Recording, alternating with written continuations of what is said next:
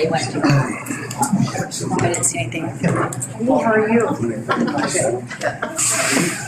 But they might need a second to read those if they haven't looked at them. With all the people who were against it, you see the problem. A little ironic, but whatever.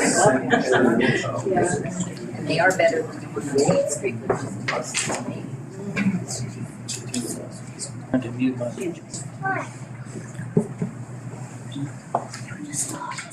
Good evening. Welcome to tonight's meeting, and we'll call this meeting to order.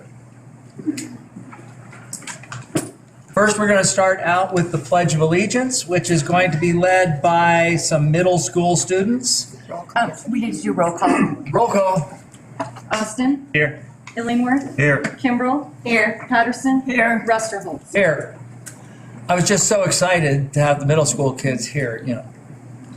And our middle school group to say the Pledge of Allegiance is Reagan Duncan, Morgan Keatsman, Reagan Smith, and May Vasek. Please stand. They're gonna sign it. Sign it. Oh, and we're going to have a special thing. We're going to have signing the Pledge of Allegiance. I pledge allegiance to the flag of the United States of America and to the republic for which it stands, one nation, under God, indivisible, with liberty and justice for all. Thank you so much. Let them do it again so you can. You know what? Could I ask you to do something for us? Could you come up here and face the audience so everyone can see you do it and say it one more time? Do you mind doing that? They're all doing this. Let's have it do. Okay. Thank you again. That's so good. I pledge allegiance to the flag of the United States of America and to the republic for which it stands, one nation, under God, indivisible, with liberty and justice for all. Yeah, that's awesome. I particularly like the indivisible. Me too. That's really good. Okay, next for our moment of silence. We, the people of Colorado, with profound reverence for the supreme ruler of the universe, in order to form a more independent and perfect government, establish justice, ensure tranquility, provide for the common defense, promote the general welfare, and secure the blessings of liberty to ourselves and our posterity. Moment of silence, please.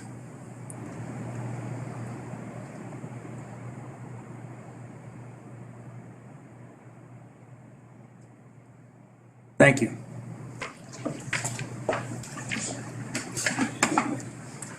All right, this evening, first item on the agenda is the approval of the agenda. I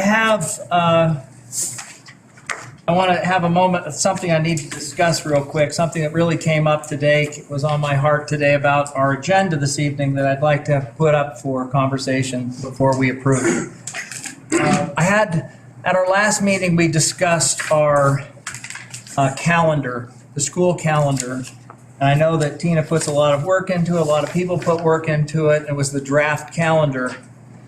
And one of the comments that I had when looking at it is that these a week at a time off and what the impact might be to single parents, both moms and dads working, and I guess some people heard that or were listening or were here in the audience, and they contacted me, and one lady contacted me on behalf of several people, and some other people had called and texted me. So I'm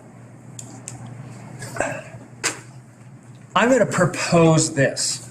Since this calendar is, people have probably already made decisions about, scheduling their vacation in anticipation of this, I was thinking it may be prudent to leave this calendar in place till the end of the year, but then have work through a different calendar, something that may be more accommodating to those parents or to interview parents. I don't know. I just want to throw that out there for conversation before we go into approving the agenda. Well, so we have the 23-24 calendar on the consent calendar portion of the agenda. What you're talking about, David, in part, you're talking about the remainder of this year, but it's not actually before us tonight. So if we want to do something about that, that'll be separate from this agenda. But I read the 2 emails that came in to the board about parental objections to the proposed 23-24 calendar. I totally understand them, being in a 2-parent working home with 4 children who go to school. So I would also support taking the 23-24 calendar off of our agenda for tonight so that we can have more public comment on it before taking a vote on it. I know this is a surprise, but is there any other discussion about it?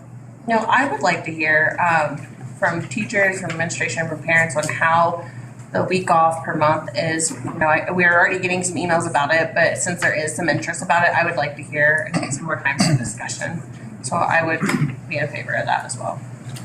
So are you saying take it off of the I would agenda? move to amend the agenda and take that off the consent calendar, the 2023, 2022. And hopefully we can bring this either, if it's not tonight, to another discussion so we can talk about it and hear some public discussion from it, whether it's a survey, whether we're reaching out, we're sending it. And like I said, I do want to hear from teachers too. You know, there's a reason why this calendar was made, but I want to hear how this impacts our community, our parents, just overall. Like if there's already some, feedback coming back, I would like to hear more about it. And I have a discussion, hopefully, with some of the parents that reached out. So just to hear more on their perspective. So I would like some time on this as well.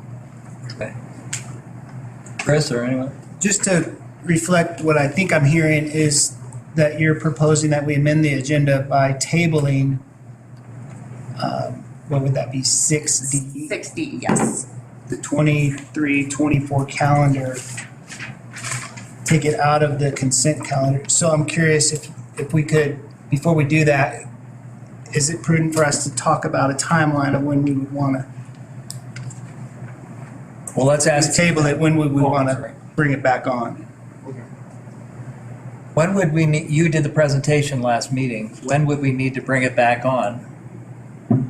When should we have this done, and what would it look like gathering that information as far as from your position? Well, I know that we do have families that book out trips a year in advance, which is Sure. why we've tried to be actually 3 calendars ahead. So obviously the faster the better, but we would need to convene a committee, get feedback. So I don't foresee that could all happen. I mean, we'd have to have a new calendar, propose a new calendar. You're probably talking after the first of the year. Okay. And I mean, we've surveyed, and my hunch is we'll find half and half. It's about what we find. So I mean, we can put that back out. We'll find half and half. Interestingly, we were discussing that many schools down the pass are actually following our lead and putting in fall breaks. I also looked at some calendars around the region, and so you have to discuss things like, I looked just down the pass, the Manitou at the bottom of the pass has a late start every Wednesday.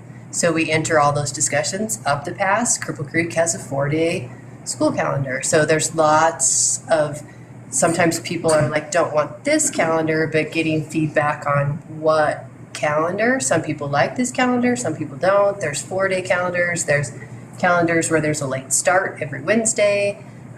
You'll find the number of days off in the middle of the year is usually about the same regardless of district, how you arrange them. So a lot of schools have like 4-day weekends at least once a month, things like that. So it's putting forth all those options to get feedback. So to gather that information or to survey parents, it would take, what would be involved to do that? And what kind of time would we be looking at? That's where I'm saying, I think the faster the better, because people will book out vacations. When we shifted, I don't know, Chris, were you around when we shifted off this calendar? We did have to work with some people that had already, staff included, booked vacations that were then no longer on breaks. Right. So we had to work with that. So I would say the sooner the better. The optimistic would be maybe being able to present a calendar in January at the Okay. regular board meeting. Well, I just think, I really want to be sensitive to, I understand people booking vacations and already relying on that. I also hear from people who can't have the job that they had because they have no one to watch their kids for a week every month. That's so, I'm concerned about it as well. And the single mom, single dad, two working parents. So.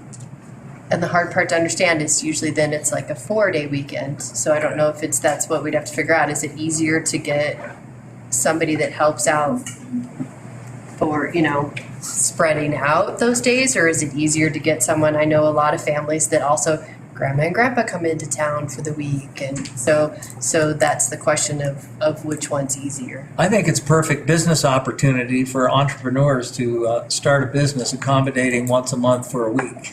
That's what we tried. No one took it up.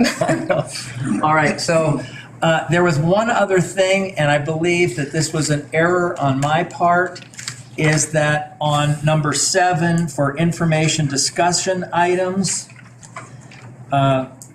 those would have all fallen under the action. Board may take action on these.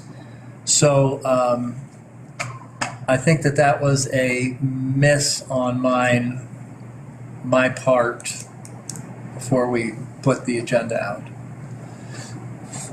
Since we have legal counsel here tonight, is it legal for us to make these possible action items like we normally do on discussion items? Yes, this is Brad Miller speaking. This is a regular board meeting. It's designated as regular board meeting. With a majority vote, you can amend your agenda to add an action or to revise one of these to action, sure. Okay, You just need to make a motion, get a second, take a vote. all right. So we have 2 things that I would like to change. Is there anything else that the board members are concerned about or would like to discuss? Discussing this last one that I just mentioned. Are you also looking at B, 7B and C need an action, potential action? 7A, B, and C, yes. 7B and C? Yes. 7A, B, and C. I don't think A does. A doesn't Second. need action. I'm just having a hard time seeing tonight. Budget conference, yes, you're right. So then it would be, action would be 8A, B, C, 7, B, and C would go to an action item. Well, just as a consideration, we received this agenda as a board, when was that, Monday or so? Well, Maybe the last agenda was last Friday. Yeah, and so, Friday before, actually, I for draft. don't know about anyone else, but the way that I prepare for a board meeting, I prepare differently for things that are on information items and action items, and so I don't know what kind of action would be taken on these 2, but to me, I feel like a little bit lacking in I don't even know what we would take action on, and I would imagine that could have been amended for us sooner, so this is a consideration that it would be helpful that we take these kind of steps to amend the agenda prior to the night of, please. I would have liked to do that. I just noticed when I sat down to go over this that those were not action items. And I had assumed that they were, and I did not notice until right now. That's why I brought it up. Any other comment about that? Okay, so I believe we should take 2 votes on amending the agenda. So let's do our first vote. Do I have a motion to table the 6D, 2023-2024 calendar. yes. Are you making that motion? Yes, I make the motion to table the 6D for 2023-2024 calendar. Second. Roll call. Austin. Aye. Illingworth. Aye. Kimbrell. Aye. Patterson. Aye. Rusterholz. Aye. Do we want to take a vote on the other suggested change? Yes, Mr. President, I will move that we amend the agenda so that items 7B and 7C are not just information discussion, but there could be potential action following discussion of those items. Do I have a second for that? Second. Roll call. Austin. No. Illingworth. Aye. Kimbrell. Aye. Patterson. Aye. Rusterholz. Aye.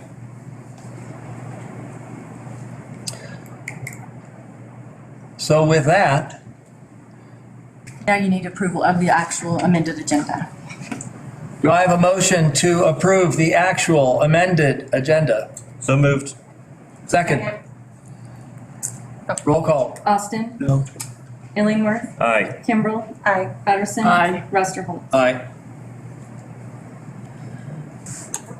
On to number 4, District Community Spotlight. We have college credits and certifications. High school principal, Mr. Kevin Burr. Good evening. Good evening. Evening. Thanks for letting me join you. Is this okay? I never stand behind something, and this is going to be really hard. We'll take the microphone and wander around it. I do this.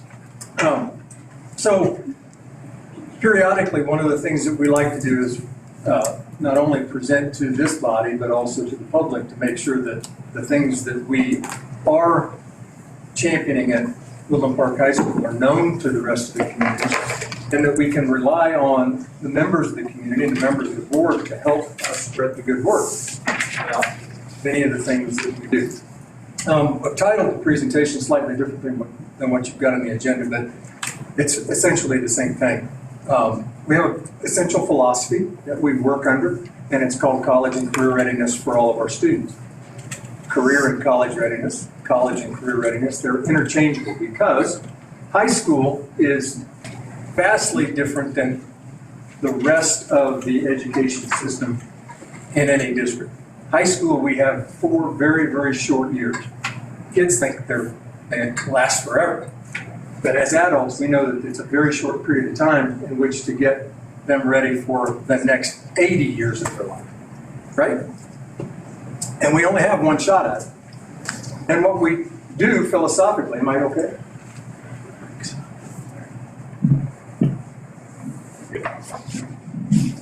Man, my flow was there. Yeah, I know. What we do philosophically is we try to meet the students' desires. And about 80% of our students walk through the doors of our campus when they have an idea in mind of what they're going to do. Generally speaking, they're all going to college. They're all going to have some sort of career that's going to require some sort of post-secondary education. Now, I'm going to say that again. They're all desirous of some sort of career that is going to require some sort of post-secondary education. Now, post-secondary education can be a lot of different things. It can be a traditional college or university. It could be the military. That's an education.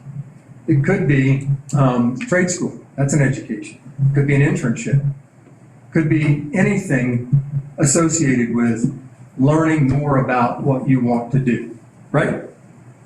So that philosophy is in place. What we want others to know about us is that we continue to expand the choice opportunities that our students have because those careers tend to change.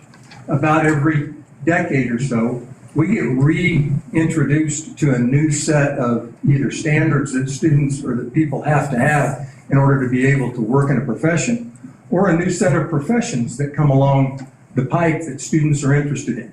I'll give you a really good example.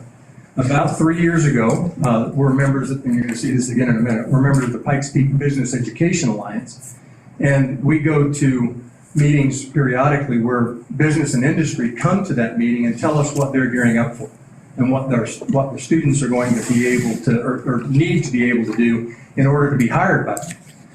The most recent one in Colorado was that there's about 40,000 cybersecurity jobs that are available right now or within the next 6 years. I'm going back 4 years, so it was 10 years. In the state of Colorado.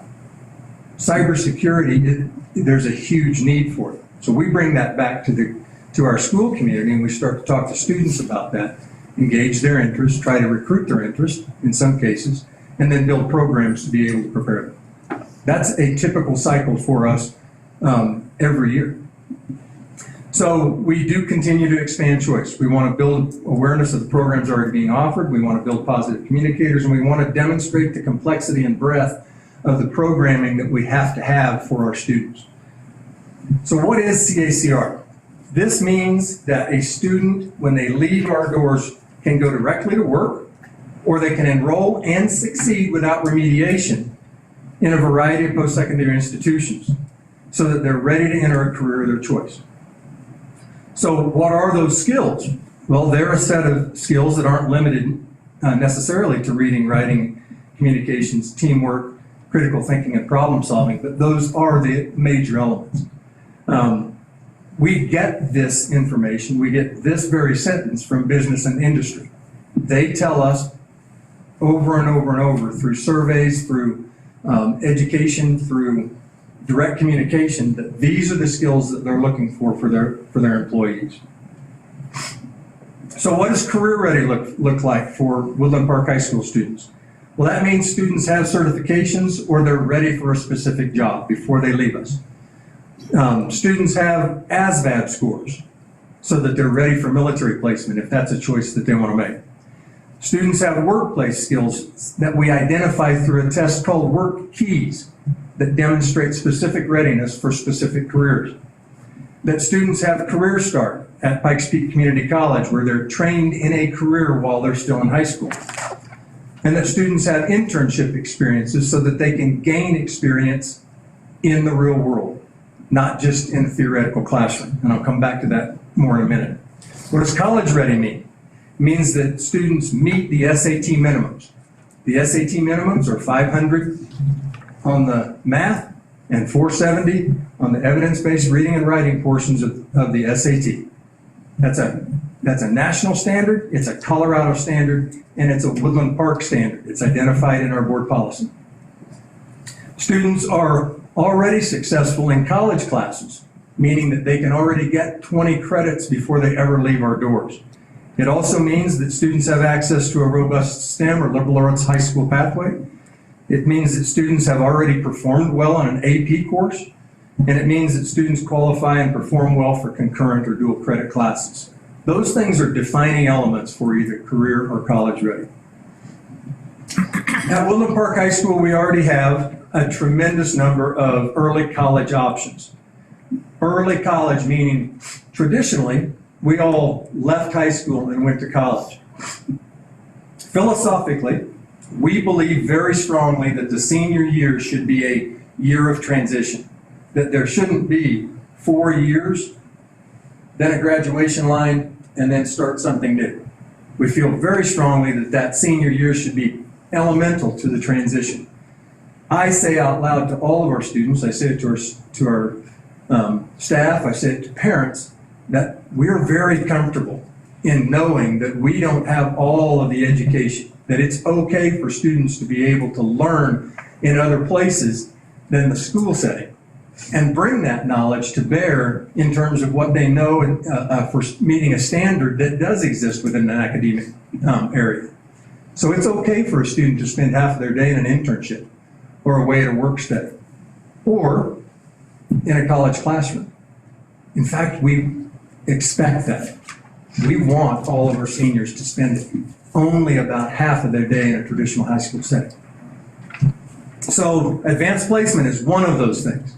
Career Start is another, concurrent credit and dual credit. And I'm going to use language that we use every day, and I'm going to help define it for you so that you can share it with other folks. We have several students already enrolled in college level courses at the high school. They're taught concurrently by Woodland Park High School teachers. Concurrent means that our high school staff teaches the class and the college of choice, in this case it's Pikes Peak State College, they give credit for the high school class or the college class. Those credits earned are transcribed at Pikes Peak and at Woodland Park High School. The collegiate level courses are inherently taught above high school, traditional high school levels. The grading procedures follow that. They are graded as if they're a college class. We tell students that you should be expected to do much more. We actually changed the grade point average for those students that take the tougher classes.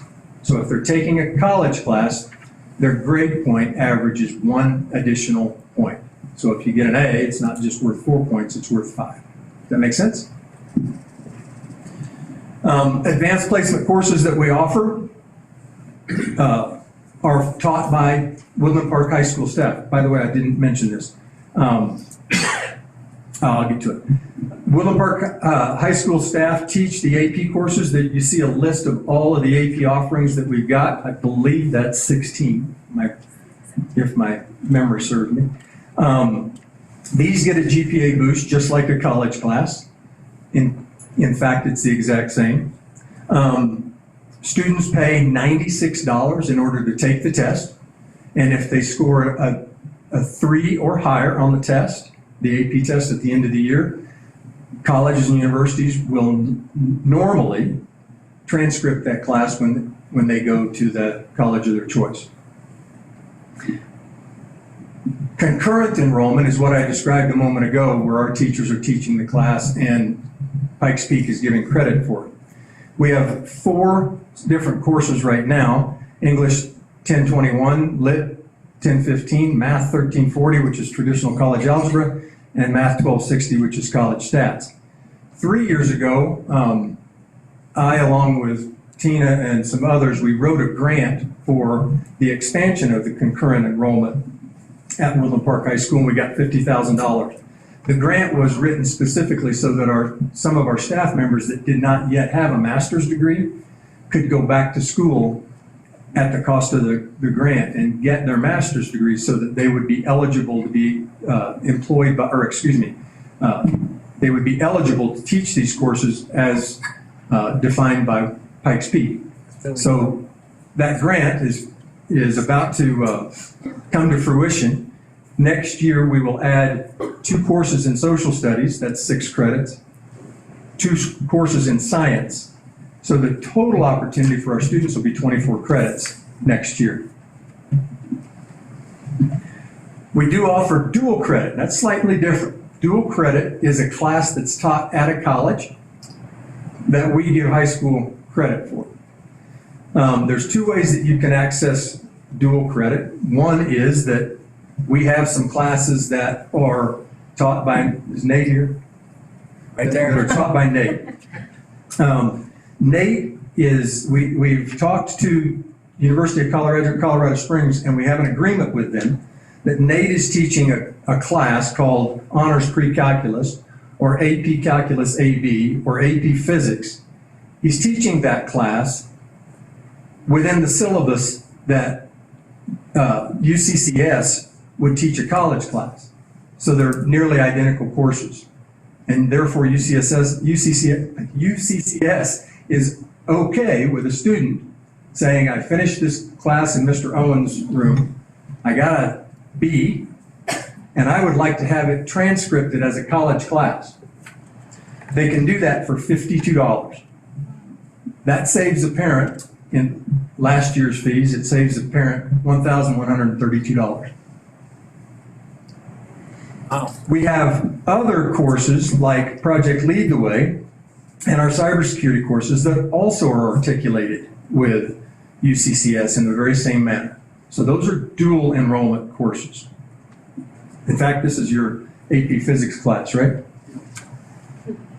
We also have dual enrollment agreements with Metro State University for our culinary arts program. Unfortunately, we don't have a culinary arts teacher this year, but once we get the program back up and running with a certified teacher, Metro State already agrees that our ProStart courses, once students complete the ProStart curriculum, they can apply in the very same manner. For $150, Metro State will transcript the courses with 3 credits. That's nice. In fact, these are our students that have done just that. This young lady a couple of years ago ended up with a $40,000 scholarship that she achieved through Metro State. No kidding. Career Start is another opportunity for our students. We have about 30 slots available. Career Start is an early start to college. These students leave our campus. They get on a bus every morning. They go down the hill. They go to Pikes Peak State College. And they take any one of these courses that course pathways that they've enrolled in. You can see I think there are 20 of those. Everything from automotive collision technology to automotive service to early childhood education to fire science, health career exploration. This is where students go for nursing. The fire science technology one is really interesting. If you're interested in being a firefighter for our forestry service, they'll get you certified and you can go right to work. In fact, we had a graduate last year that's working over at Buena Vista this year. These folks, when they complete something, they get a certificate to go directly to work. We have 19 kids this year that are in Career Start, and 13 of them are first-year students, 6 of them are second-year students. This program is available for juniors and seniors. Collectively, they're going to get 434 credit hours if they all pass their courses, which right now it's looking good. Ascent is another option for students.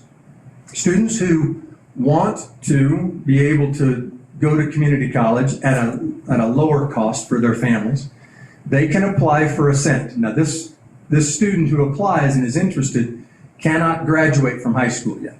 So these students, we've got 3 right now that are taking advantage of Ascent. They're getting their first 2 years of college paid for by the state, and will delay their high school graduation. So when you see our graduation rates and you see some of those that are 6 or 7 years, some of these are Ascent students.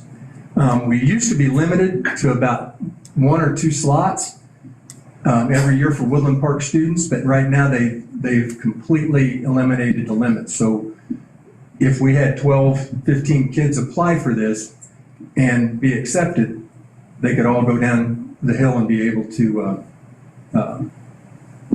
get their associate's degree. Other off-campus options.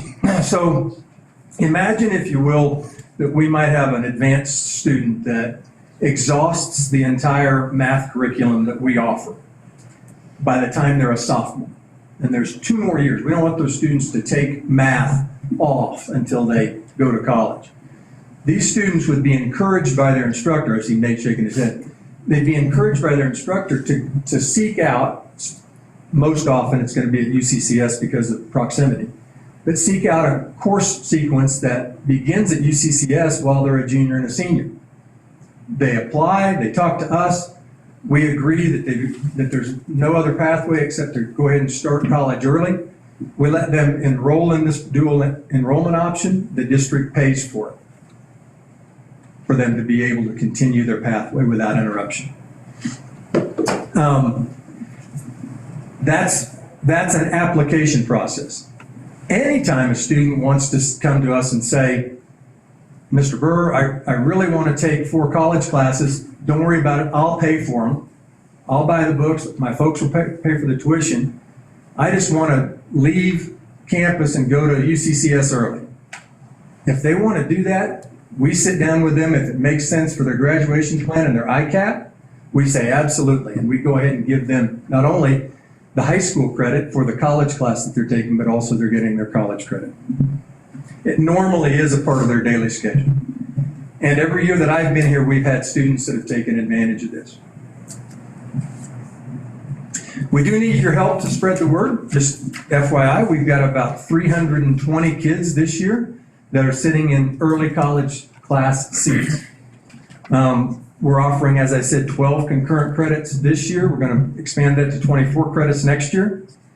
And the number of dual enrollment credit opportunities this year, we've got 58 that our students are taking advantage of. On another page, we have very specific certifications that our students can complete before they leave us. One is welding through the American Welding Society. We test and give certification, we don't give it, but we seek the certification through AWS for a welding contractor. That's the certification that they specifically get. There's about 25, any welders in the room? There's about 25 or 30 different certifications that you can get through various, yeah. Cybersecurity. Cybersecurity A+ and A++. We do test those here, and once the students achieve the certification, they walk out the door with a piece of paper and they can walk right into an employer and say, I've got it. Another one's called social media marketing. That is a certification through HubSpot. That's another one where a student gets it, walks into a business and says, I'm ready to work for you because I've got this piece of paper. Project Lead the Way is American Engineering Society, Culinary Pro Start that I told you about, and Career Start. Last but not least, internships. I said a moment ago that philosophically it makes sense for us to say out loud, we don't hold all the educational answers. We believe very strongly that students can get educated about many different things. Mostly they can get educated about how to work in a work environment by actually going and participating in that work environment. Learning the expectations of the real world without listening to an old man say, this is what businesses are going to tell you to do. Why not go out and experience it, right, Mr. Rusterholz? Were you referring to old or what? We have recently shifted the process for getting students into an internship, and that is at the recommendation of a group of schools in the Pikes Peak area that all belong to the Pikes Peak Business Education Alliance. The PPBEA works with businesses and industries to tell us and tell students what they need to do in order to qualify for a robust internship. So we went from about 50 students a couple of years ago that were participating in a less robust internship to now 15 that are very, very intense. The areas right now that our students are serving internships, public safety, manufacturing, cybersecurity, medical, engineering, and business and finance. And last but not least, we do give credit any student that wants to walk in and prove to us that they worked over the summer or they work on the weekends. If they'll produce their pay stubs for us, we will give up to 1 credit of experience and 1 credit of elective for that experience. We got a lot to offer our kids. I did that I think in 15 minutes. Do you have questions? Kevin, I think I saw on one of your slides that we had 320 kids doing. We have, I think this is what you're looking at, right? No. No? Keep going. As further, Keep going. third, closer to the end. It was near the end. I think it was the one showing like the change over the years. It's towards the end.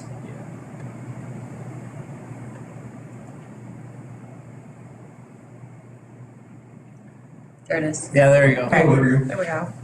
So, 320 seats. okay, what does that mean? That means that many of those students are the same student. Okay. Do you have an idea of how many of our students are taking advantage of this? It would be a guess, but I could get the information for you very easily. Okay. I'm going to say that it's probably in the neighborhood of 90. I'd go up. I'd say it's The higher. AP tests and all that, I'm thinking more like 125. 125, okay. Between the two And- programs. We have about 600 students in the high school right now? 570. Okay, cool. Any other questions for Principal Burr? Thank you. Thank you. I do have a statement, though. I have a concern. Okay. Do we have an agreement with these local colleges that they cannot steal away Mr. Owen? No. In fact, Mr. Owen negotiates separately, and I cannot disclose that negotiation. Well, we don't want to lose him. I negotiate separately. I don't want to lose him either. I know we also have one coming online for teachers, right? So the new program the state approved, kind of like Ascent, where students that have taken some of those base teaching classes can go and do their first 2 years of their teaching program. Brand new program is called T-REP. Yep. So we didn't have any kids that had already taken the first class. We have one. One now? Okay. So it allows them to stay 2 more years in high school, if you want to think of that way, and get the first 2 years of teaching done. The thing to know about Ascent and that program is we don't even see those students. They're literally on the college campus. They don't come to our campus. So they report directly to the college campus, do all their classes. They just are kind of in our books, and we're paying for it. Now, I do have a question then, that, because you just said it, and then Principal Burr said it as well. You said that off-campus and higher education programs, that WPSD pays for that.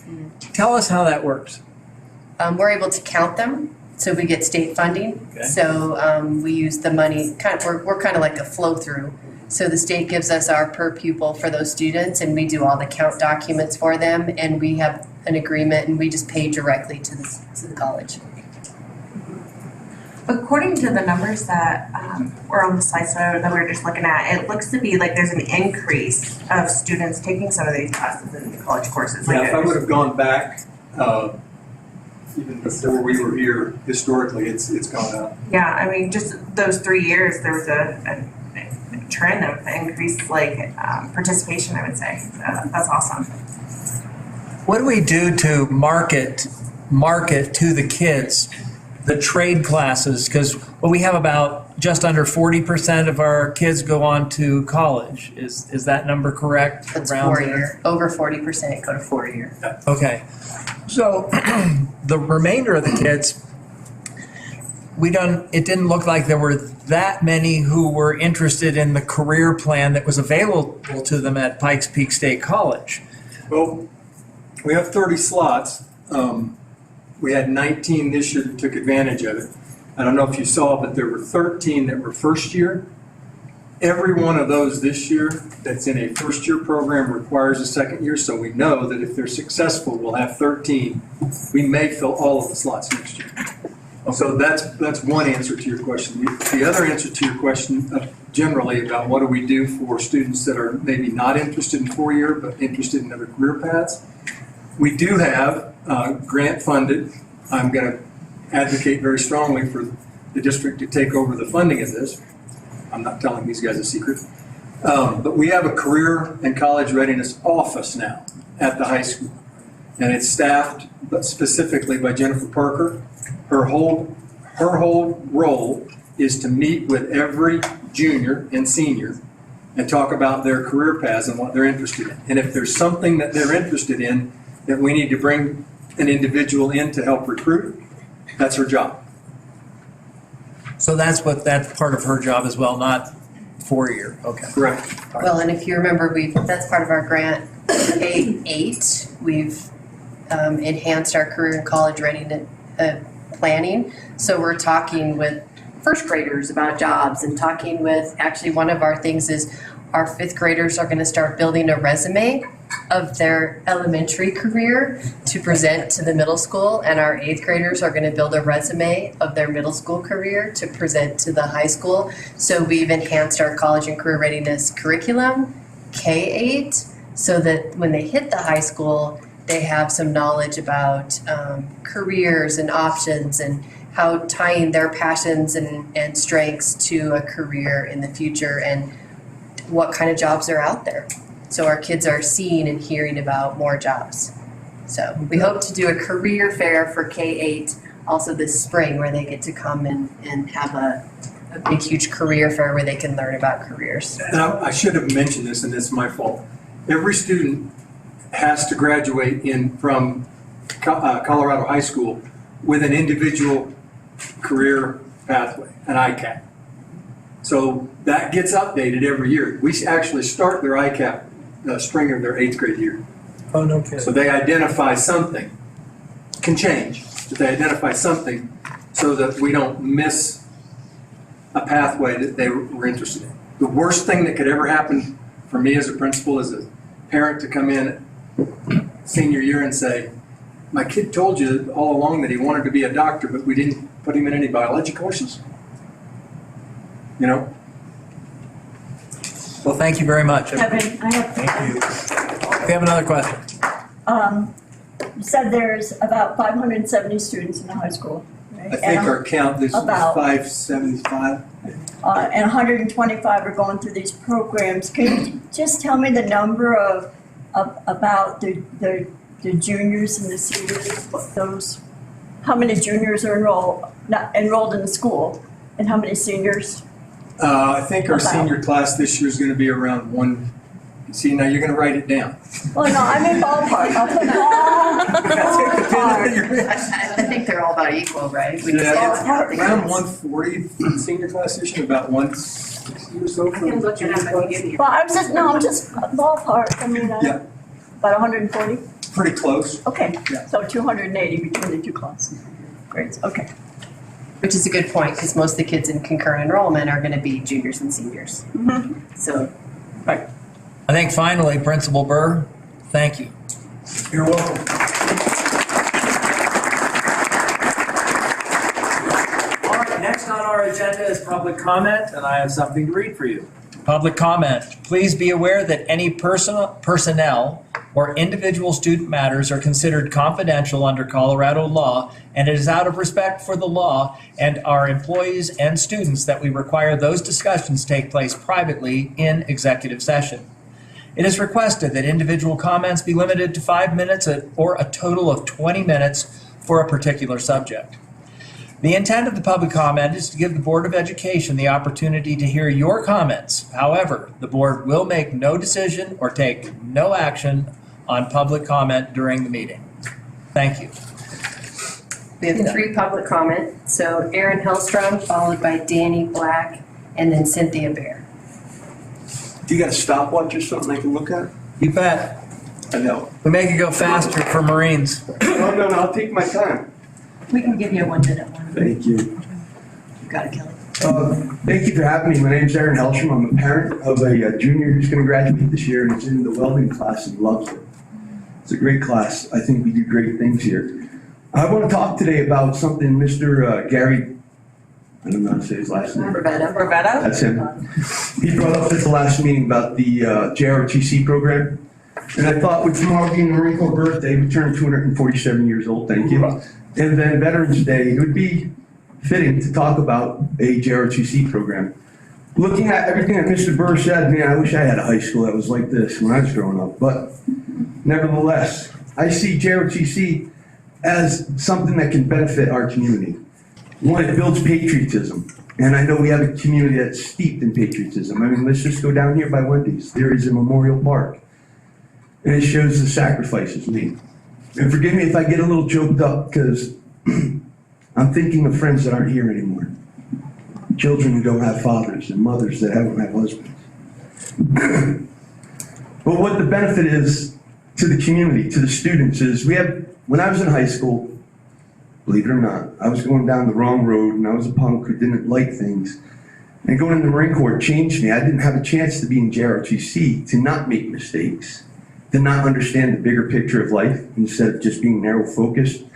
And JROTC will develop informed and responsible citizens. And I think that's a benefit to us. I mean, we should be thinking about the longevity of our community. We shouldn't be thinking about here and now, though we need to. But what are we doing for 10 years down the road? Who are our future leaders of our county, of our Woodland Park city? What are we doing to develop them? And so leadership skills are taught in JROTC. Now, some people think the budget's expensive. It's not. The Marine Corps will come in. They don't expect you to put up anything except for space, a rifle range, a place for them to drill, and they'll provide the uniforms. They'll provide the funding for the instructors. So it's really not a harsh sell for us because we're not putting any money up, but we are putting up space. Something to think about. It helped if I put on my glasses. I was wondering why it was blurry. So I'd like to talk about intangibles. So we have tangible and intangible benefits. The intangible I find to be the most beneficial because it's the greatest individual growth. When you have intangible benefits, such as self-discipline, self-reliance, self-direction, courage, confidence, these are things that we can't touch and feel, but these are indelible things that mark our lives and put us on a path of destiny. It allows us to be challenged, and everything Mr. Burr said, though I don't see. Oh, sorry, I was looking past you. Everything he said, it's about challenging our students. He's not about giving an easy A or letting these students off the hook. He's about doing the best thing and challenging them. And I agree.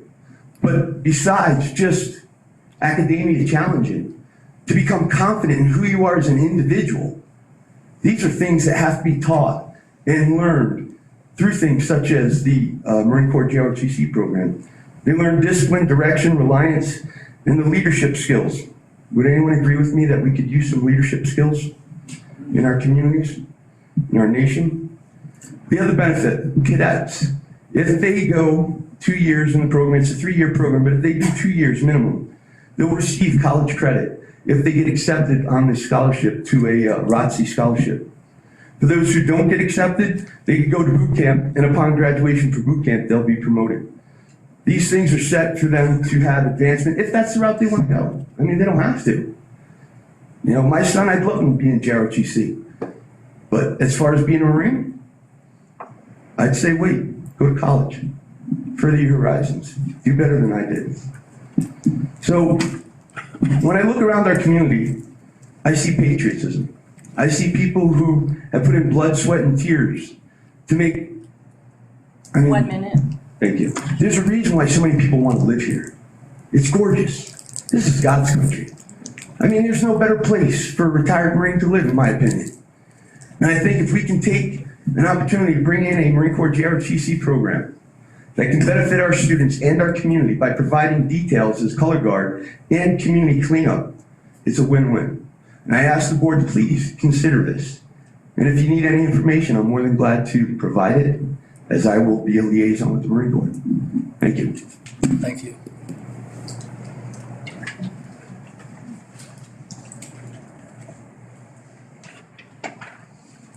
Well, I don't know. Should put my glasses on too. Mr. Burr, I'd like to invite you to respond because we've been talking so much about the JROTC program. Thank you. It is something that I'm interested in bringing to Willem Park High School. It is something that I have extensive experience in participating in. I have already done some legwork with investigating the pathway. I actually called the commandant at Air Force ROTC.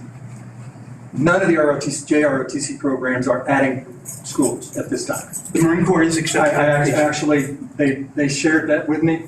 They're accepting applicants, but they're about 5 years out. They encouraged us to get on the application side. I want to correct one thing. There is an expense to the district. What you have to do is there are 2 instructors, and you pay half of each of the instructors. The going rate right now, when you get a retired military person or a person that is leaving the military to be a part of our JROTC program, it's about 100,000 is what our commitment will be, anywhere between 75 and 100.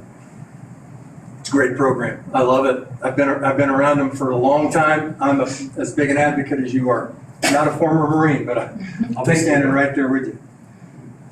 Thank you. Thank you. Appreciate that.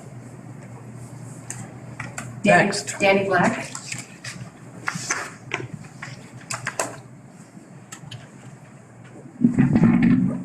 Am I close enough? Okay. First, I'd like to say thank you so much for the opportunity to speak, and I'm very grateful to hear that you are tabling the vote on the calendar.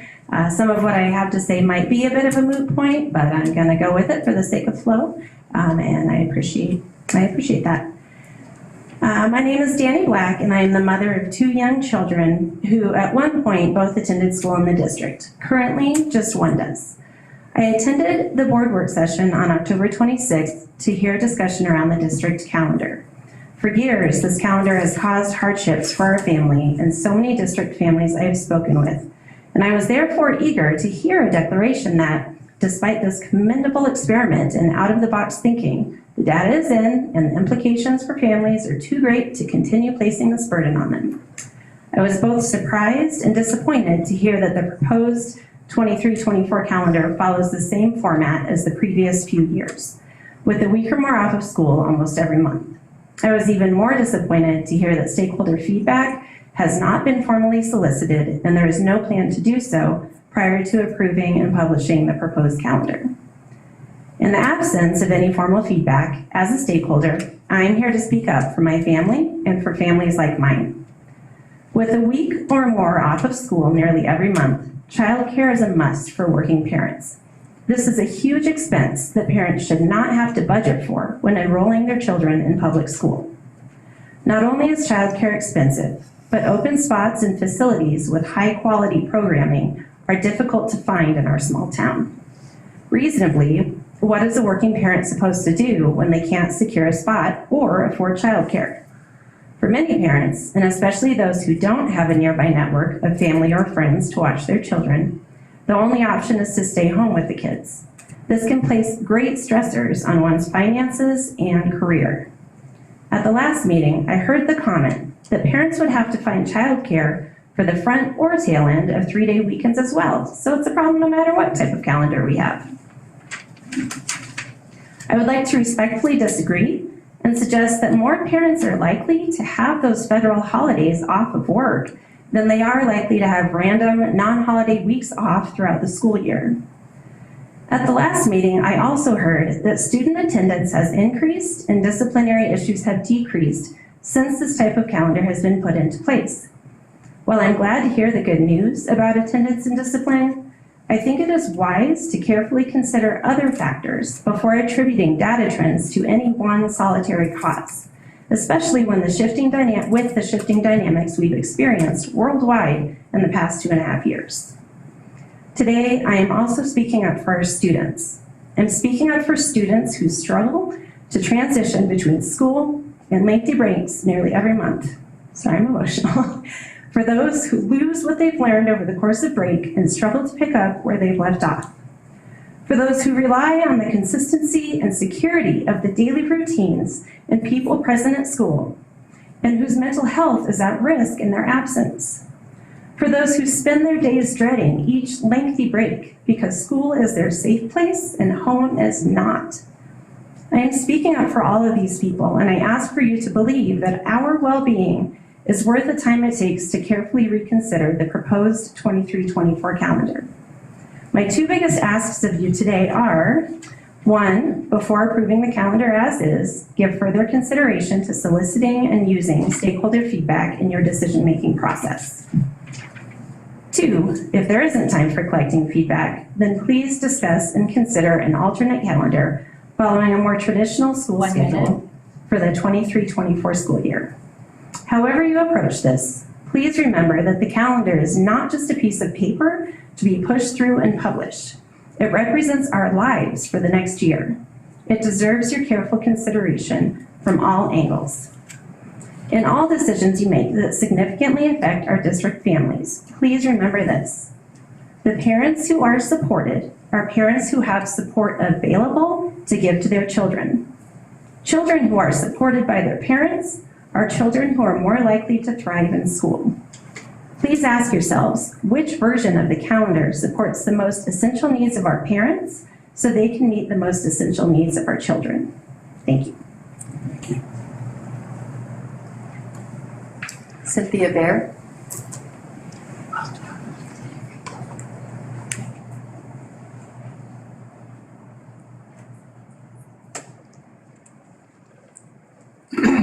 Hello, I'm Cynthia Bear.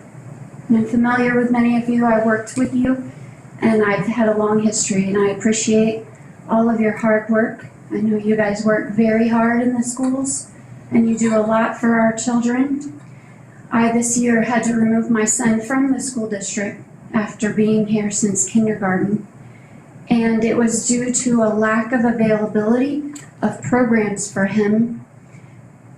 It's something that I would ask the high school and the school board to consider changing their policy that students with IEPs are not allowed to do concurrent enrollment or other college advancing programs because John was not able to do that. And he only has ADHD, he's not in a SPED program. He just simply needed some accommodations. Accommodations are allowed at the college level because myself, when I continued my education in order to renew my teaching license, I used the OASIS program at Pikes Peak Community College. And so I know that that can't be the reason why he was denied entrance into the cybersecurity program. They told me that he would not be available, or it would not be available for him to do it with an IEP. And so I wanted to request that you reconsider that or make those specifications clear and available to all students. Thank you guys very much. Oh, and I think everyone here spoke very well tonight, and go Marines. Really? Fit for 247. Thank you very much. All right, on to number 7. Thank you for all of your comments. I appreciate it. First, we'll hear from Mr. Chief of Staff Excuse me, we need to approve the consent calendar. with the addition, with the, Right, we already tabled the one item, but okay. as it sits. So D is off of there. Correct. Do I have a motion? Motion to approve the consent calendar. Second. Roll call? Austin. Aye. Illingworth. Aye. Kimbrell. Aye. Patterson. Aye. Rusterholz. Aye. Now, number 7. Mr. Dell, what do you have for us this evening? I have budget stuff, so that, I mean, if you guys are, I don't. Time for a nap. Get it? Get your cookies out.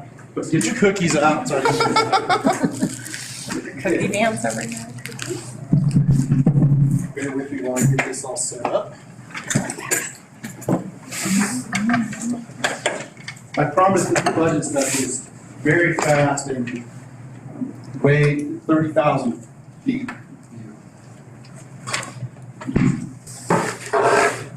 For those of you who have, we can see if it pops up. Alright.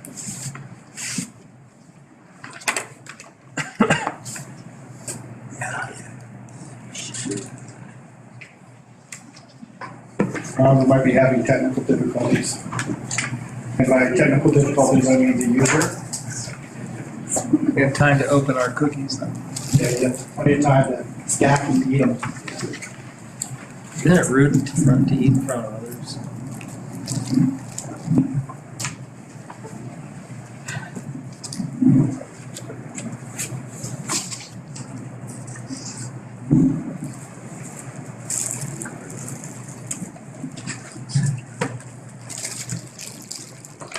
We get macadamia nut next time.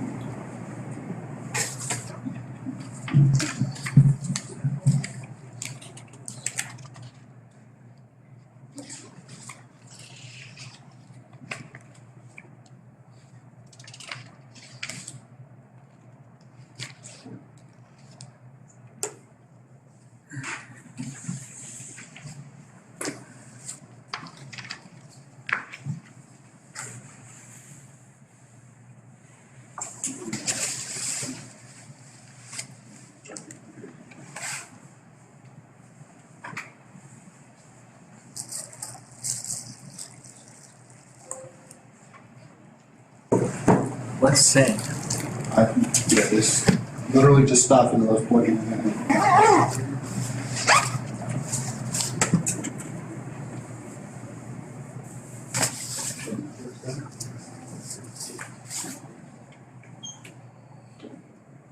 Keep eating those cookies.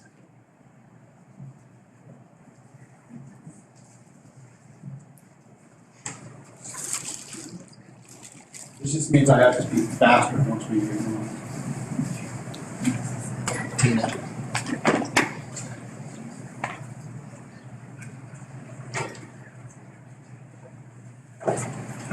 We can't. Yes. Good. Background. I wasn't suggesting anything.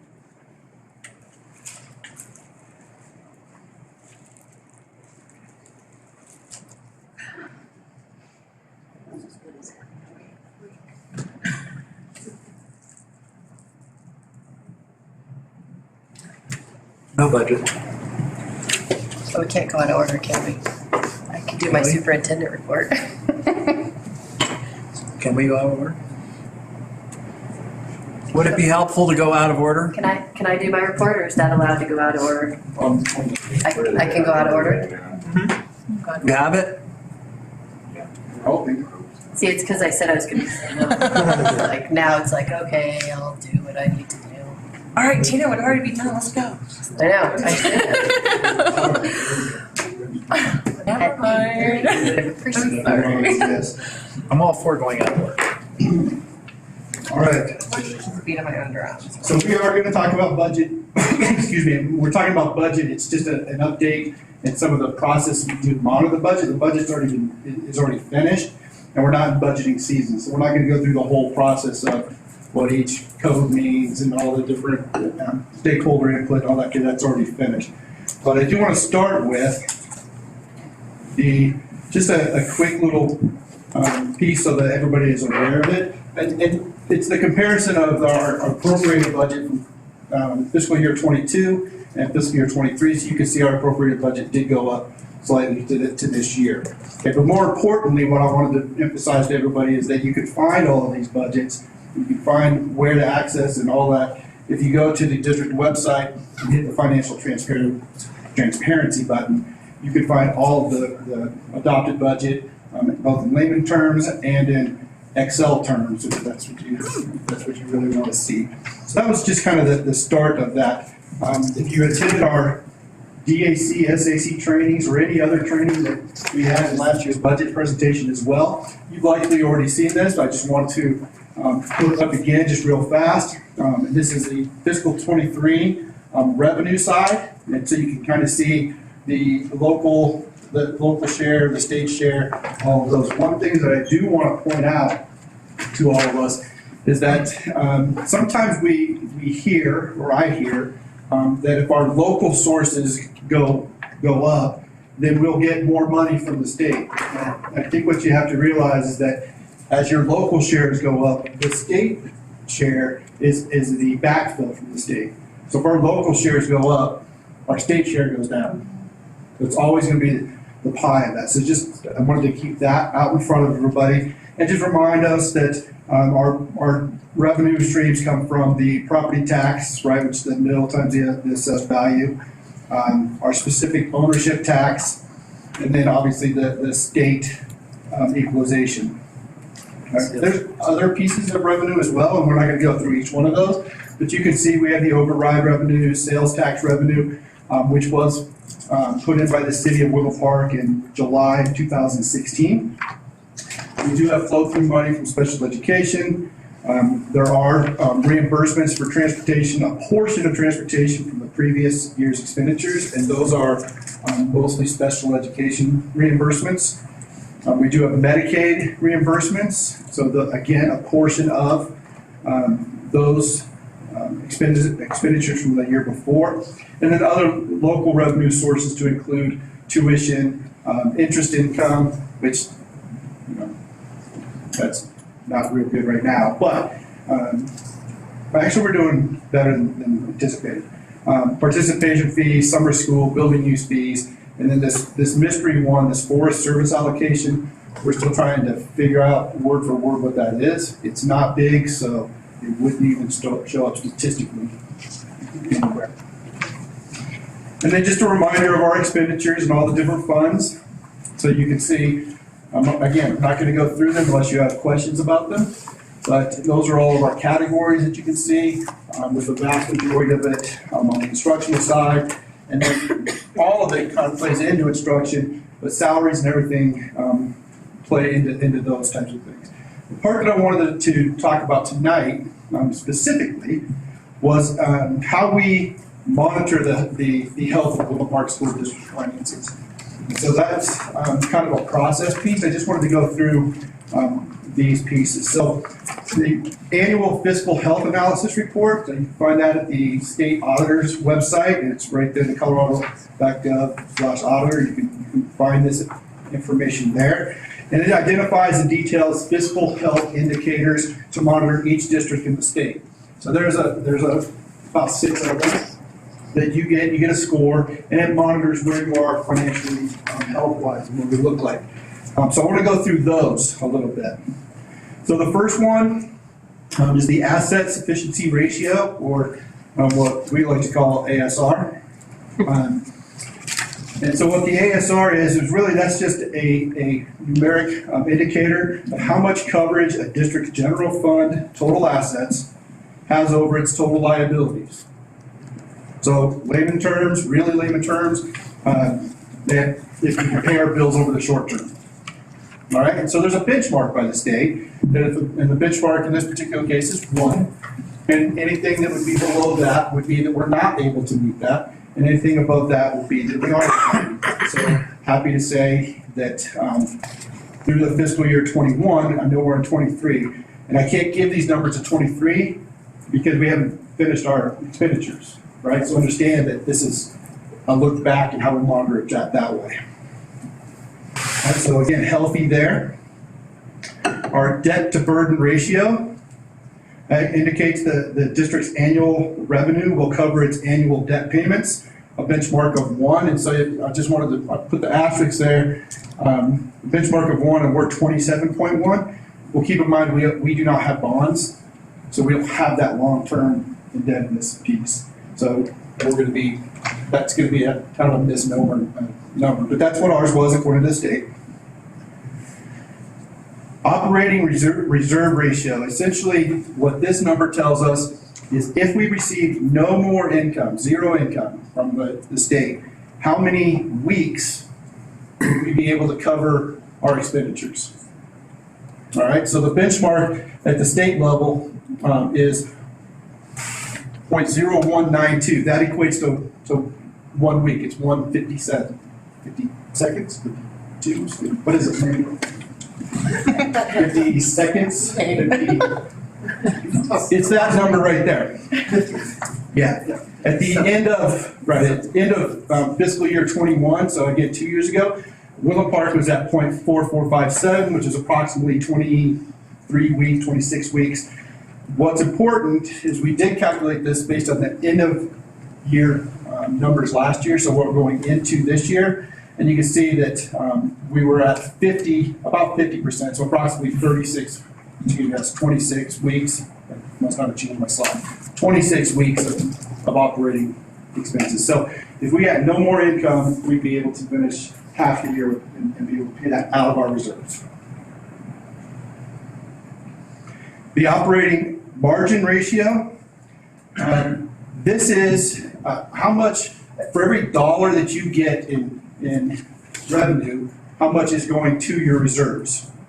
And so in our particular case, in that year, we were putting about a nickel for every dollar of revenue going into our reserves. Sometimes you will see districts be in the red here for various reasons.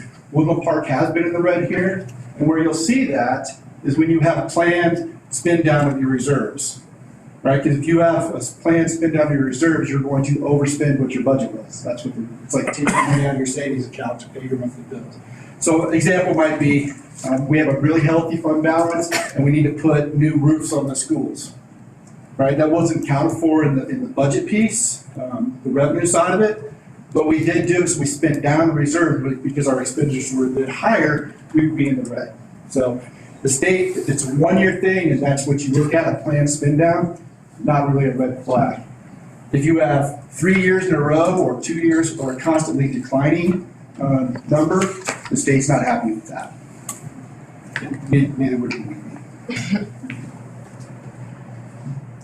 The deficit fund balance ratio indicates the length of time in subsequent years to cover the cost of a deficit fund balance. We do not have a deficit fund balance, so there are 21 districts in the state that did and had to borrow money. And so that would be, if you had that money borrowed from the state, that number would indicate how long it would take you to pay that back. We don't have that, so we do not have a deficit. It's not even calculated. A change of fund balance, the CFBR, that's obviously just the, how much your reserves have changed at that time. As a straight percentage, so you can look at about 12% change in our reserves during that time frame. All right, so after we talk about how we look at the budget, how we make ourselves fiscally responsible, some of the measures, there are many others, by the way. That's just one report that we use from the state auditor. There are many other checks and balances within our district, general accounting principles in terms of our checks and balances. So we do want to skip to salaries, because that's an important piece and what we do with this. So understand that for fiscal year 22-23, that's this year, so FY23, there is a total of $16,954,083 budgeted towards salaries. So some of that's from the general fund, 14 million, some of it's from grants. So that number will fluctuate. Obviously, on the grant side, if the grant runs out, we no longer have that money. So that'll fluctuate from year to year, as will the others, but the grant is one that's really flexible. So just as a kind of a visual of what that looks like over the last 9 years, you can see that what our salary budget over the last 9 years looks like with our FY23 there at the end.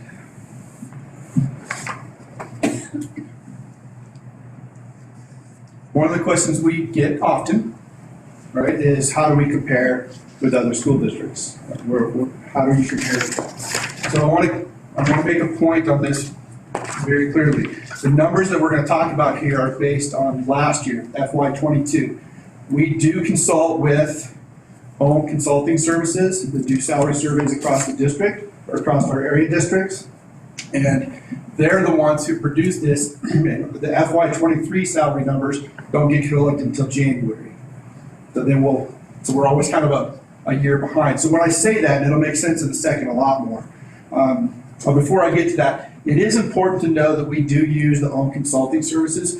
Please understand that if we are going to make decisions, business decisions on salary comparisons, that you can't do that internally.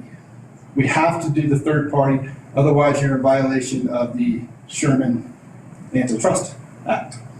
So when we make those decisions, we produce numbers, it's from this third party. It's not from an internal piece. So I could go to websites and I could look at, I see this salary's here and this salary's there. We can get those from our side. We look at it. We can't make the decisions on the business based on that. So we do use the own consulting.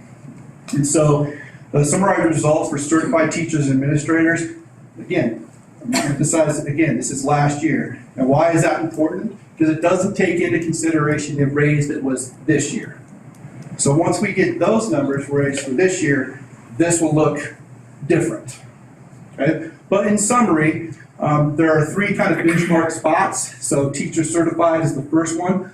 You can see that last year, there are minimum salaries, so just entering into the profession, we were 6.8% below the mean of the schools that reported.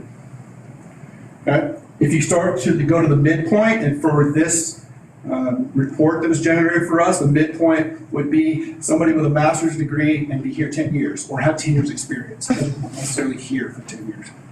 Okay, at that point, we were plus 1.1% above the mean. And at the end being a master's plus 40 additional credits, step 23, we were plus 7.1% above the mean. So what this tells us is that the longer you're in Wiggle Park, the better it gets for you financially. It does not paint the picture that we can't do more. We obviously continue to look for that. But as you're here, you can see that that is better for you. A lot of that's because of our current pay structure. A lot of districts that are represented here are in that typical cascading salary and step and credit kind of thing, where number of years you get $1,000, you get 10 credits, you get another $1,000, it just kind of cascades down.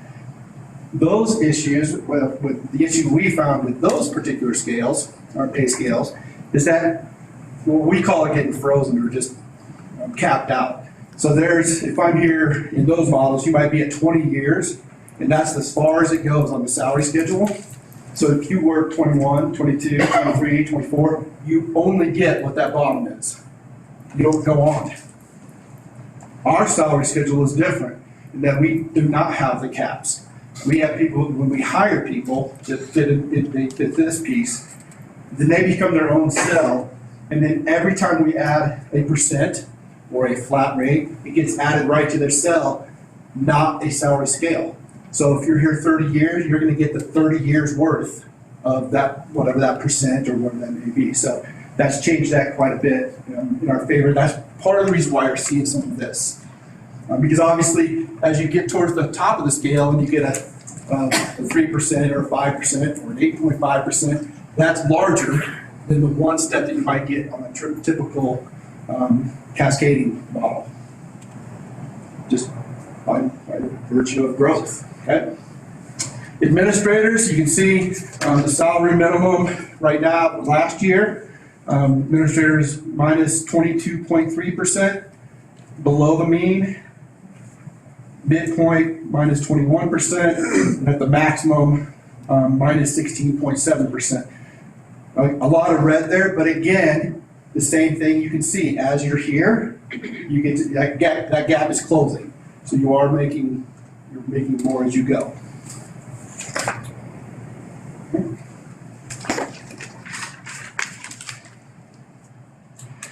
We don't have classified staff up there in this form, simply because on the own consulting firm, we do get those numbers. However, every school district defines the classified staff differently, so it's never title for title, right? An example that I would use, in our system, we have a head custodian, a building head custodian.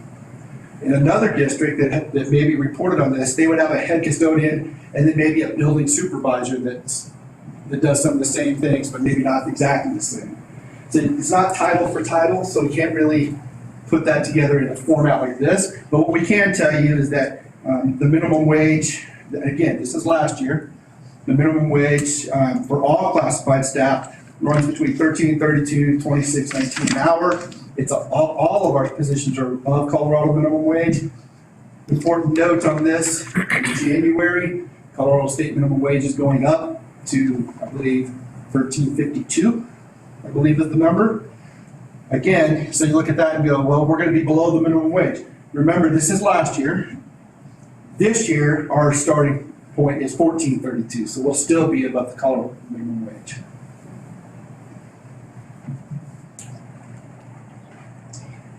So another way to look at our salaries across the district, and this is what we often do, is to look at the average effective salary increases. What pool of our job candidates or pool of our job families are getting an effective raise? So you may give a 10% raise, as an example.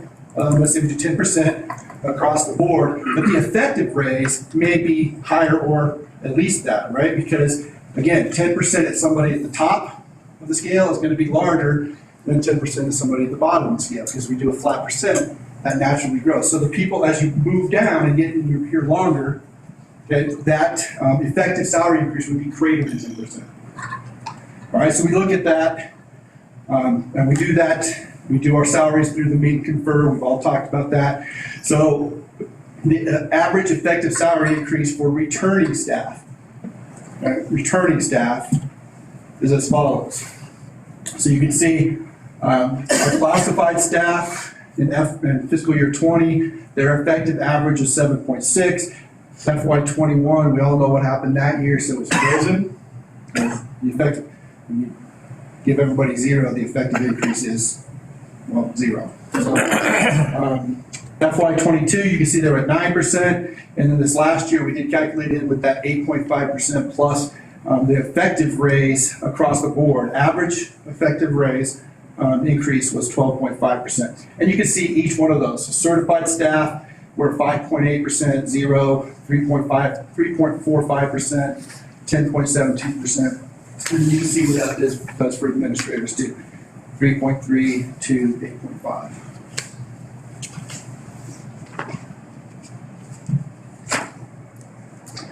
Okay? Along with our salaries, there's obviously benefits that go with that. We need to make sure that we are keeping up with the benefits. And so for fiscal year '23, there is $1,651,811 budgeted in the general fund and the grant funds. We combine them in this one. Like to date, as of, well, I don't know about today because we hired a couple people just now. So when I wrote this, that date, as of that date when this was written last on Monday, I think, 195 employees were taking part in our Kaiser Permanente health benefits. 167 were taking place in our Delta dental benefits. So what does that look like over the past 9 years?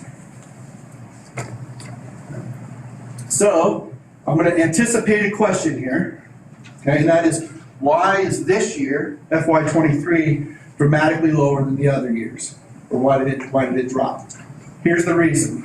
Prior to this fiscal year, all of the benefits were budgeted on a one-to-one basis. So we have 300 employees, we budgeted 300 employees that would take the insurance benefits.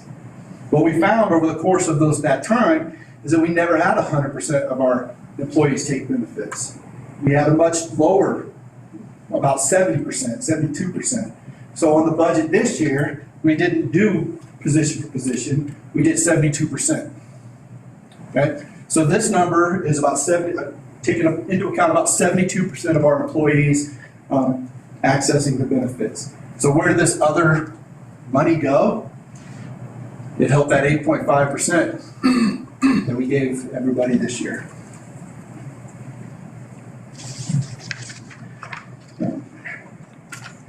Just want a quick summary of benefits so you know. Our health insurance is Kaiser Permanente. The district provides $700 basically per month towards the cost of the premiums. That's for a single employee. There's obviously different levels of plans, including a high deductible health plan, in which in this case the district would contribute $45. Before I move on to the next one, it's important to note that this is our last year of our contract with Kaiser. So we would have to, there's another renewal date coming up.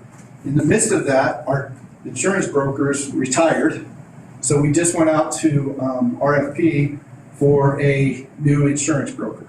We'll have a new insurance broker in place by probably mid-December, early January.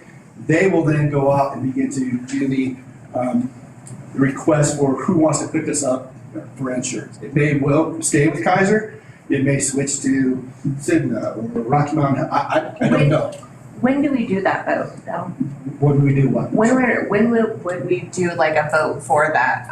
Is that next year? No, so the insurance committee, after we get the insurance broker in, our insurance committee, which is representative of all the staff at different levels, we will come in and our insurance brokers in April, May, will be, have all the different plans that we select. The insurance committee then, we go back and forth on what's the best plan, what's the best rate, what do we have for that. Then we decide and sign the contract May, June, for it to go into effect July 1. Perfect. All right. Thank you. You're welcome. Delta insurance, $38 per month towards the cost of those premiums. Just gonna go through this fast. $1.50, every employee that is with us gets the $15,000 policy that's paid. They don't pay anything for that. Disability insurance, the district pays the full premiums for employees working a minimum of half-time. So we pay that, and it's a disability. Vision, we do have a vision, which is VSP. This is a voluntary one. So this is anybody, even if you decline the other insurances, you could voluntarily do this one, nor are you required to do this in and of itself. So it's not part of the package per se, but it is an option. In this case, the employee pays the full cost of the premiums. We offer a variety, well, we don't offer. Other insurance companies offer a variety of different tax sheltering annuities. And I emphasize that because we do not endorse any one of the company's plans. We're not financial people. So we don't have that. We vet them and they can offer, it's again, a choice. COBRA, if you're familiar with COBRA, when one loses a job that has health insurance benefits, there's federal laws about businesses, schools, offering an opportunity for the coverage to continue. We do follow that COBRA law, of course. And the employee, they would pay the full amount of that health coverage, but they are able to keep their health coverage up to, in most cases, 18 months after employment ends. We also, the school district pays the full amount for the contracted services of a EAP, or an employee assistance program. Currently, we use CompPsych. This would be opportunities for, could be mental health, so maybe more of our employees need some help locating some mental health. They get that, they get some free sessions out of that. Could be lawyer, law advice, it could be all kinds of stuff in whatever this would be. That is a service that's provided to our employees. And of course, we know that when you work for a government entity like us in the school district, we belong to PARA. Important note here that the district contributes 21.4% of the employee salary, and the employee contribution is 11%. I heard today, now it's not set in stone because the legislature hasn't met yet, but what we heard today is that there is not going to be an increase in that next year. So that's great, because from a budget standpoint, obviously, 24% of the salary budget's a lot. But from an employee standpoint, it's hard when the cost of everything's going up, and if you're contributing more to your own, that it was 10.5%, I believe, last year, that's really a pay cut. And so it was good news to hear that there's no plans for that, but again, knock on whatever this is. And then finally, we do have, as another benefit in our school district, is the retirement incentive program. So this is a full-time employee who has been employed by the district for 15 years with continuous service, can qualify for participation in the retirement incentive program. Currently, if somebody decided that, currently there are 35 certified employees eligible for this program. That doesn't mean that 35 people are going to run out of here. It just means that 35 people have been here for 15 years, continuously. And then currently there are 26 classified employees. Yes. Okay. Any questions?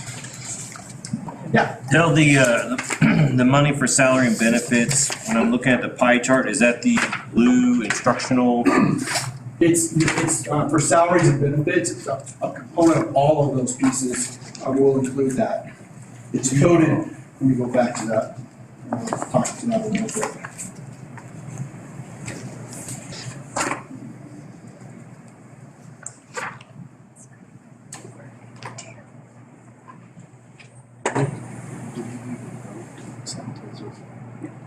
Just information.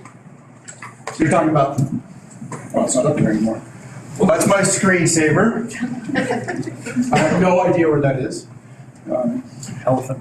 You're talking about that chart that was with the 40% was the blue and then a whole bunch of other little categories. So for example, if I look at student support services like maybe our counselors, whatever, that's the percent of our budget, but in that percent are included their salary. Oh, okay. So it's just all it comes. So then it's instructional certified staff? Instructional Or or certified staff? Instructional is any piece that's actively or directly impacting the classroom. So supplies, equipment, could be this, obviously salaries. It's whatever is directly going to the instructional program. And then how can I get information, Del, about which employees or salaries are currently being paid by grants? Because it looks like it's more than 10% of our salaries are being paid through grants. Yeah, we can, I can get you that number. Absolutely. It's also, you can dig through it on the budget, on the financial transparency, because if you go to the grants piece, it's actually broke out by code. It doesn't say how many there are, it says the total amount, but I'd be happy to find that number for you. Great. Any other questions? All right, thank you. Thank you. Thank you very much.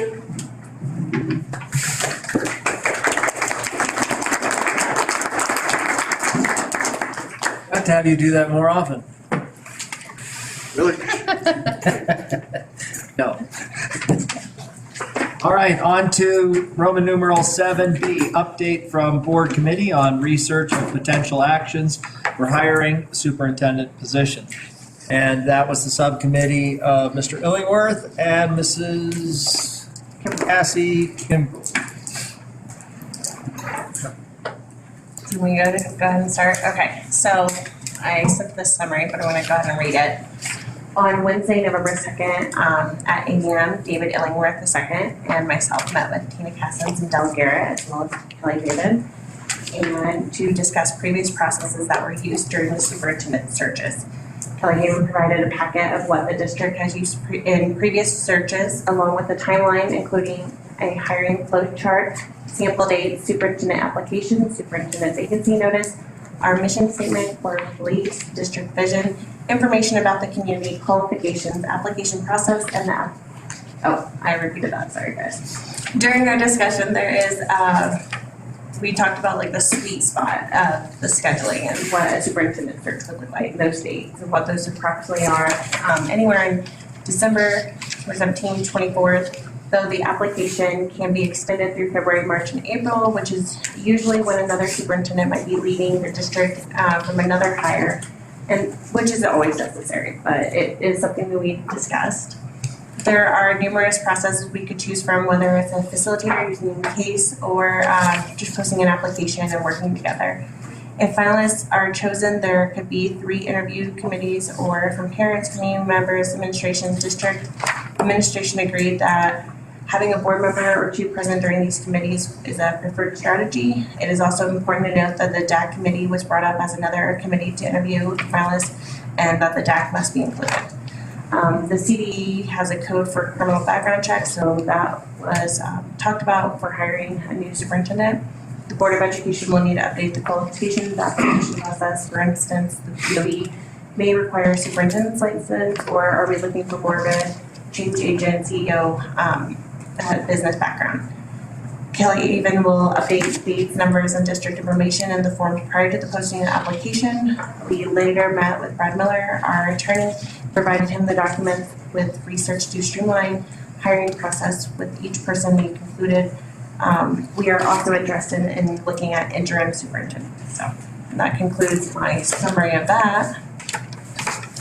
And then Brad did take the documents that that we provided, that in turn that were provided to us from Ms. Haven, and he did send that to the board. I think it was last Friday. And they're largely unchanged from what was used, I think, over the last 2 hiring processes for superintendents at Woodland Park. The timeline is really where there was any real change. Like, for instance, just to give you an example, we added in that the school has a charter school when it talks about like the description of the district and things like that. So that's very minor.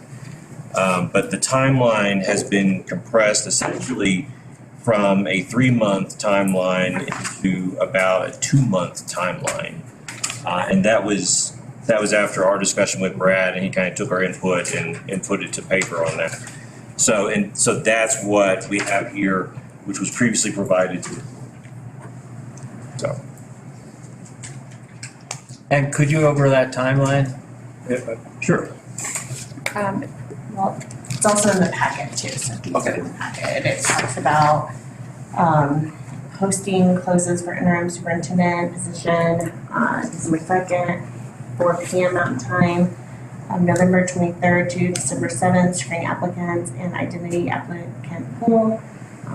After December 7th, send regret letters, set up Google Meet phone interviews with candidate. December 10th, board conducts Google Meet phone interviews. After December 10th, roll call selected or unselected Google Meet interview candidates before the DOE meeting. December 14th, the board meeting resolution of 1 to 3 finalists approved, conduct background and reference checks with finalists. And then January 4th, we have the DAC committee was on their interview committee. And then January 11th was board interviews of finalists. And the qualifications, do you want to read those? Want to take turns? So I have a couple questions about the time. Well, I know, you guys do your presentation. So I'm not gonna read out all the qualifications. It's what was provided before, except that we took out the requirement that the person have a superintendent license or be able to obtain one in some reasonable amount of time. That's not required by law for a superintendent or other chief executive type position. I myself am not sure quite how common that is amongst the various school districts or charter school networks or things like that. So we removed that. That's going to broaden the pool. And then I don't think there was anything else that I noticed that was any sort of major change. I think that was about it for qualifications. But you're going to see there that it's otherwise basically the same that was used in the last two processes, and it starts with excelling with communication with district holders, but it has other things about being student focused, sound financial skills, and being straightforward and cultivating a positive and motivated workforce. I think the only other thing now I'm looking at that we took out was the last hiring thing had essay questions for applicants to do. That I think it was about 5 essay questions and no more than a page each. And Cassie and I didn't think that was necessary. So.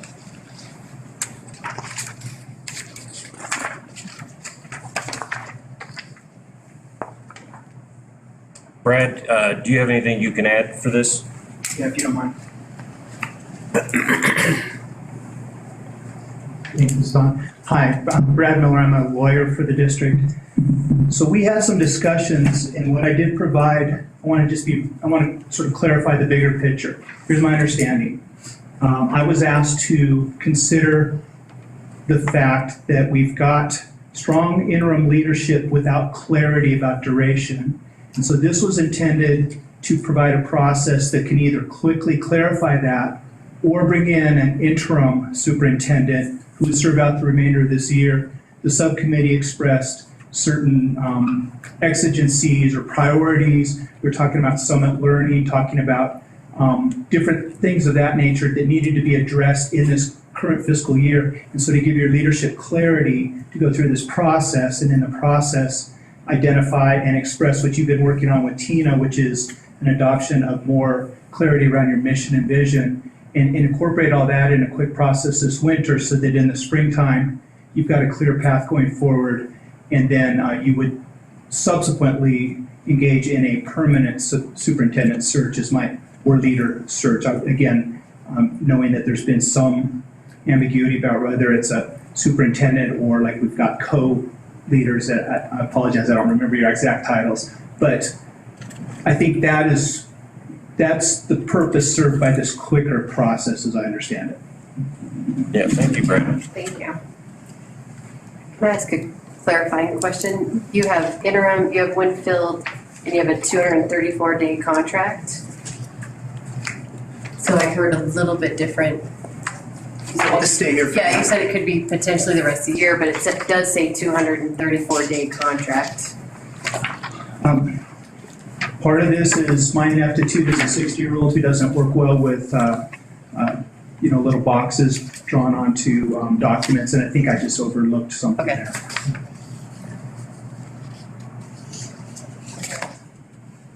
Two, three, four.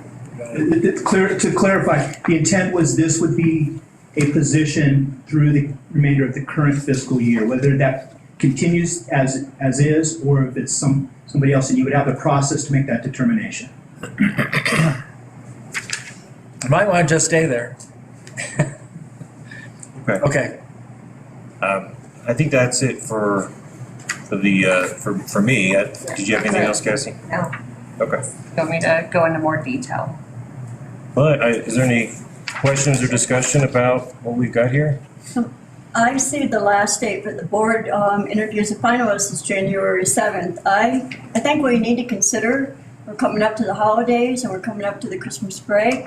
I think it would be in the best interest of the school board to expedite, if we can, to get this position in place before we go on holiday break. So we have a leader that is coming in clean for the second semester of the school year. And I think there is some space within this draft timeline that could be done a little bit more efficiently if we want to meet that sort of target. And I think we have a board work session scheduled right before Christmas break. It's Wednesday. Let's see, is it the 21st? So I think that realistically would be the last day we could 21st. make it like a deadline if it was going to be before the Christmas holidays. So, one thing I was thinking about with this, so the whole process used like 3 different interview committees. And so there could be potentially 3 different dates that a committee would be interviewing like finalists. Cassie and I really like the idea of the DAC basically filling that spot because we like the DAC and think that it represents a pretty good cross-section as it's intended to, not just of people within the community, but different viewpoints. Plus, if we could always plus that up a little bit, like make it a DAC plus committee, if we are looking at it and going, oh, we really could use this other perspective in there. So there's really no limitation for that. And one of the things I was thinking about, if you look at the timeline, you'll see that it says DAC interview committee on like on a January 4th and then a board interview on January 11th. Honestly, I think we could do those together. The board and the DAC president asking questions of finalists and perhaps have an executive session afterwards if there's any sort of follow-up. If an executive session is appropriate for any sort of questioning of a finalist, Brad, I'm not sure. So we're gonna take the high road, and with regard to any finalist or finalists, those will be open exchanges, Okay. except for the review of their reference materials. Okay. And just to make sure we're clear, I view this as a situation in which you need to have the 2-week posting period of your finalist or finalists before you can engage an individual, or in our case, individuals, to move forward. So there's a 2-week period at the end of this that is obligatory. Okay. And that's before the interview with the DAC committee on the timeline? Or is that after that interview? It can be posted, and then the DAC interviews can ensue from there. Okay. They can follow. But you kind of have to have like a 2-week break? You have to have a 2-week posted finalist period. Okay. This has been well litigated and so forth. We've got to work through this. You identify anyone so let's say you get down to a pool of 3 or less. That would typically be where you get to that point where those are finalists. You might start with a pool of 7 or 8, who knows? Okay. And you can do those interviews as an executive session. It's actually not for personnel matters, it's for matters required to be maintained, kept confidential. There's a citation for it, I promise. And you can do the broader interviews in exec session, but the finalists have to be public after they've been posted. So for instance, then, if we were to select the December 21st work session as like an end date, then it sounds like at least 2 weeks prior, we would have to publicly post any finalists in order to meet the law. Correct. But within that 2-week window, so that would be December 7th. It was 2 weeks before December 21st. But within that 2-week window, you could have a meeting where the DAC is interviewing the finalists and the board is interviewing the finalists because you're still within your 2-week period before any hiring decision is made, is that what you're saying? Yes, and your underlying question as to whether the board and DAC interview could be combined, I believe the answer is yes. Okay. It seems like that would be efficient. Well, I think that it would be nice that the board work hand in hand with the district accountability committee that closely. I would like to add to it that this is also a very public, if we're going to do something like this, that the public is invited at the same time. So we have this big public conversation that everyone gets to hear. We have it in the auditorium if necessary, or we have it in a venue that will accommodate the people who want to participate in this. Yeah, we just have to That check, everything is very, very public. check the availability of an auditorium. Whatever might be available.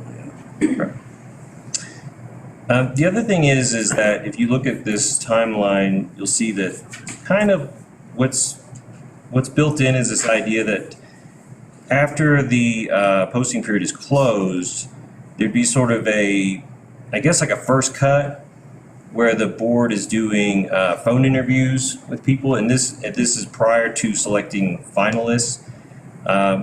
We might not need to do that, or might have to consider going past that if we're wanting to do Sue before, if the 21st would be an end date, in which case you could simply strip that out, and we could look at the applications, and I don't know if we need to check any references or things like that, but we could just select finalists without doing a sort of first round of phone interviews, and that would save time. Are you talking about what's on December 7th? Yeah, it says set up Google Meet phone interviews with candidates. Typically, what did that look like? This. So when we had our discussion, they said like usually get about 20 to 25 candidates, and so I think we would set up phone calls from my understanding, and Kelly, I jump in, and you would do phone interviews with them. Well, the first thing would be is the one up above that where it's, Screen that. the screen, that would screen it down. Screen it down. Right. And then typically it was maybe 5 to 7. 5 to 7. It just depends on the role. Cutting out the hat. Then you would, then what we've done is, 21 phone interviews. no. It was probably about a 15 to 20 Google Meet, and it was kind of asking just some of the same questions, and then you can see, it's kind of a visual as well, and just have a brief conversation. Yeah, I don't think like 5 to 7, or if it's. Can you talk? I just can't quite hear you. Sorry, I don't mean if it's only a few phone interviews, I'm not opposed to that. If it's like 20, yeah, I can see where you're like trying to cut time, but. How did that work in the past, Kelly? Or how do you, if we did the phone interviews, how would that look? Well, we would set up a Google Meet, and it was the board, we've done it 2 different ways where they've sat in different rooms, because you get a lot of feedback, and everyone wanted to see the candidate. We've also done it where, the candidate's face is on a large screen. Okay. And you have all, let's say 5. You have all 5 consecutively, all at the same time? Yes. Okay. Yeah, usually there's maybe 10 or 15 minutes in between where you guys can take notes and. Mr. Osterholz, this would typically be affected by Dell's office, and because that might not be available to you this time, you do need to have in your heads, what does it look like to do that? At minimum, I'd want Kelly, maybe my office, to help you highly structure those interviews so that we don't have any violations of people's rights and interests, and that there's a lot of equality in the way that those are managed. But that process is pretty important to do well. And it's not magic, but it can't be sort of ad hoc. Thank you. But I think if we wanted, and Brad, doing the phone interviews, that would be a public meeting. If it's pre-finalist, the board could, oftentimes what would happen is, again, Dell's office or somebody like that would actually conduct those and do the sort of the narrowing of the group, and then present to the board some sort of pre-finalist list. And that would have all been done privately. Frankly, if you've got a broader candidate pool, you might have an internal candidate within the system, for example, who it wouldn't be in their interest to apply if they thought that prior to being a finalist, that it would become known that they were a candidate. And that will be the case with other local El Paso County type of leaders who would not be interested in being known unless they were a finalist. You remember the sort of the process that Dr. Neal went through when he was candidating elsewhere, and it was very private until that very last end. We need to honor people's privacy, because if I'm a really, really good candidate, I don't want my current employer to know that I'm looking elsewhere. That's an important precept here.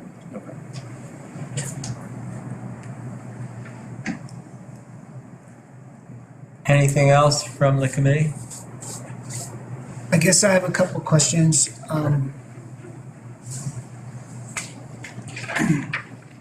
So this is a board subcommittee presentation on the research for hiring a superintendent. And yet we're talking about an interim superintendent position, and all of this conversation has been about a timeline for an interim superintendent that would be hired for the rest of the school year. And I guess I'm puzzled why we're doing this if we have two co-interim superintendents already that are, I mean, we haven't talked about performance, and this is not the place for that right now. That would be in an executive session, but so this is coming to me as a bit of a surprise on one hand, and I guess I would just ask the question, why? Why are we doing this?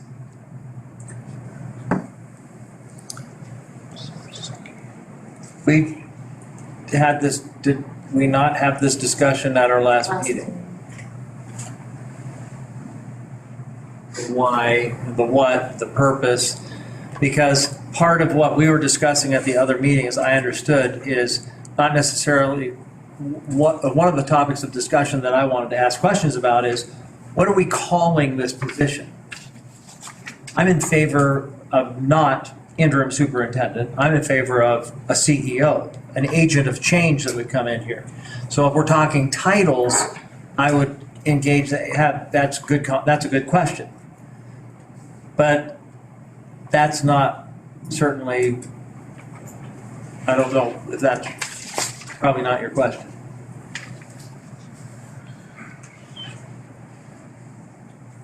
I'm open to hear anyone else's answer to that question. Why are we doing this? From our last meeting, I thought we talked about like the superintendent, but then we also talked about not having permanent superintendent, and that was brought up. And then David, President Rushholz and Vice President Illingworth both talked about that change agent going back and forth and what that looked like at the end of the meeting. So.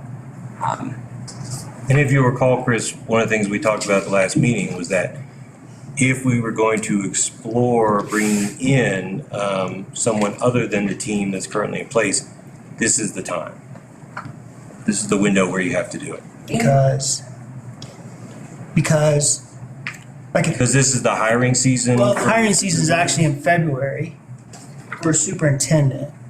So we're not actually talking about hiring a superintendent. We're talking about hiring a change agent or an interim superintendent prior to the hiring cycle for superintendents. So again, my question is, why are we doing that?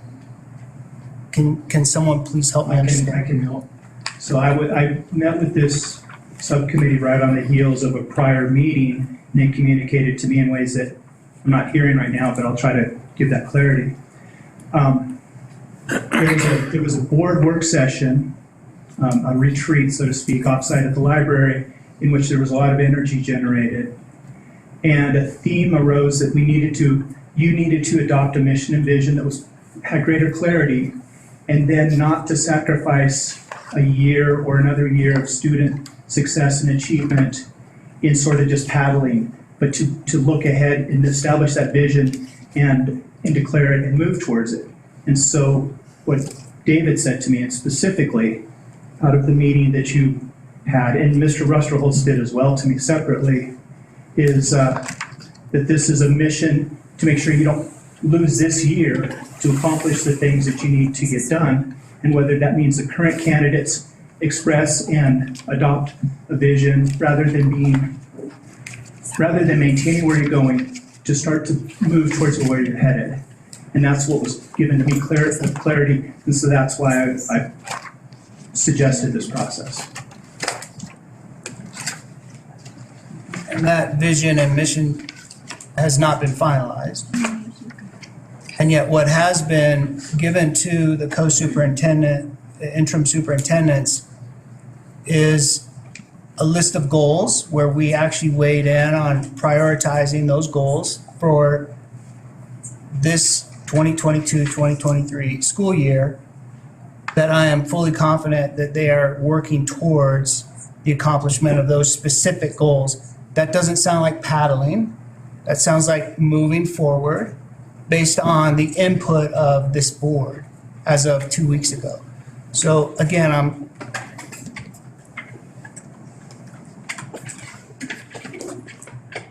not seeing the logic in it. I believe I'm reading the minutes for the October 26, 2022 board meeting, and it, on the bottom of one of the pages, it says the next steps with the superintendent position.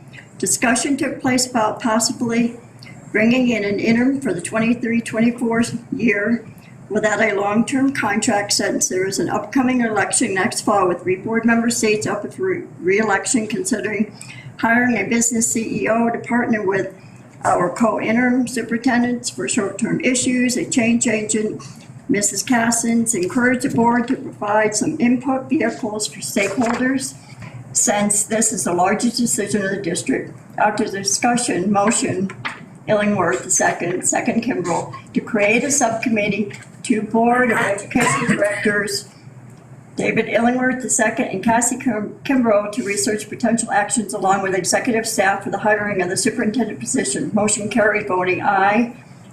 Austin, Illingworth, Kimbrough, Patterson, and Rusterholz. So it has been discussed. And the key word is superintendent. The key word for me was process, researching the steps towards hiring this district's superintendent. It says CEO to partner with our interim superintendents for short-term issues. But the vote was, could you read the vote again, please?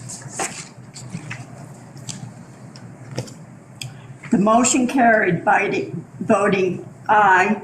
Austin, Illingworth. What was the motion? To potential actions along with executives, It's the top, to create a subcommittee. yes. If you read that from me. Keep going. Do you want me to read it since I have it in front of me? Yeah.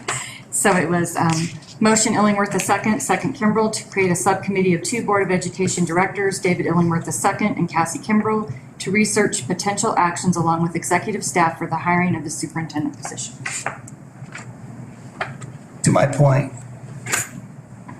So it feels incongruent based on a retreat where, while there was energy in that retreat, I would say that there was not a lot of discussion amongst the board. And so I'm just asking the question why? Because to me, it's and again, I'll pause. We don't need to get into that. I just think that the dynamic here is, again, it feels, the optics on it for me is that it's a fairly rushed process without a lot of input from the stakeholders, which is, again, echoing Tina's point, the largest decision for the district. And so I'm just asking the question, why are we doing this? And I appreciate your answers. I just don't feel like I have clarity on it.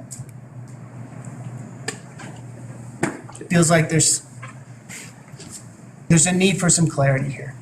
After our conversation at the retreat with Bob Schaefer, I thought that there was a lot of energy to move forward. I don't know, at least for me. Whose conversation? Say it one more time. You said after the The conversation? retreat, I'm sorry. Okay. The retreat that we were all at, everyone here, with Bob Schaefer at the library.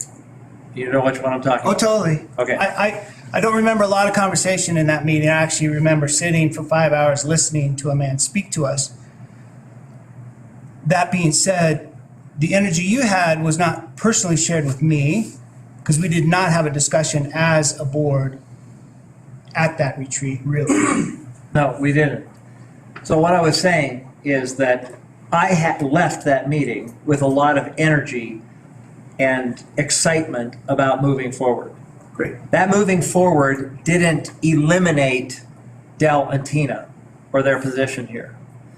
What it gave me the idea of is we need someone who will take the vision that has not yet been put down on paper and discussed, but had this idea about how do we make Woodland Park even better than what it is now? What changes can we make? What are the steps forward that need to happen? That's what was going through my mind. So, like what Mr. Schaefer said, is that sometimes it takes a person to step in to make that change. Somebody who's from outside, who can come in, who's great at organizing and leading people and has that exciting vision to take something forward to where it's never been before. It's like if you work in the same office for 10 years, you never notice that there's been a cup and a pile of mess over here in the corner for a while. So a new person comes in and they see that. So I'm telling you my motivation for wanting to move forward. Not my thoughts are that we need somebody, a business type person, who sees our parents as the customer and that will help take this great organization that we already have and take it steps into the future to satisfy those jobs like Principal Burr said, that don't even exist today, that we need to get there. We already have a team in place to make it happen. We just need someone with the excitement, the energy, the vision, and the experience to move it forward to that next step. That was what left me excited about that meeting, and that's why I think the time is now to start doing that. Can I add? Rushed? I don't think it's rushed. It was discussed in the subcommittee where there are people that, like schools hire that are change agents to come in to do some of that stuff. And we actually have some people that are in the district now that have done those positions too.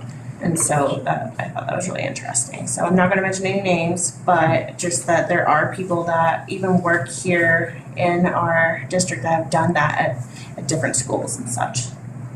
It's very interesting.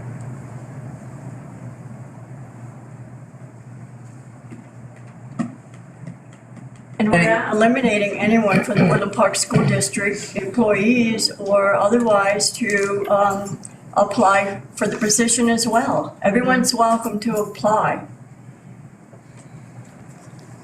But I feel the need to go forward. We need to go forward. We need, Tina and Dal weren't hired for the positions they're in there. They were appointed.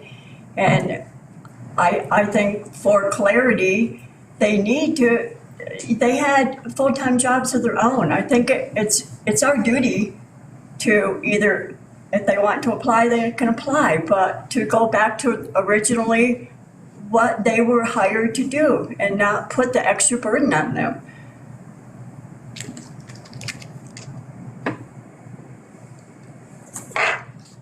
Any other discussion on this, the why?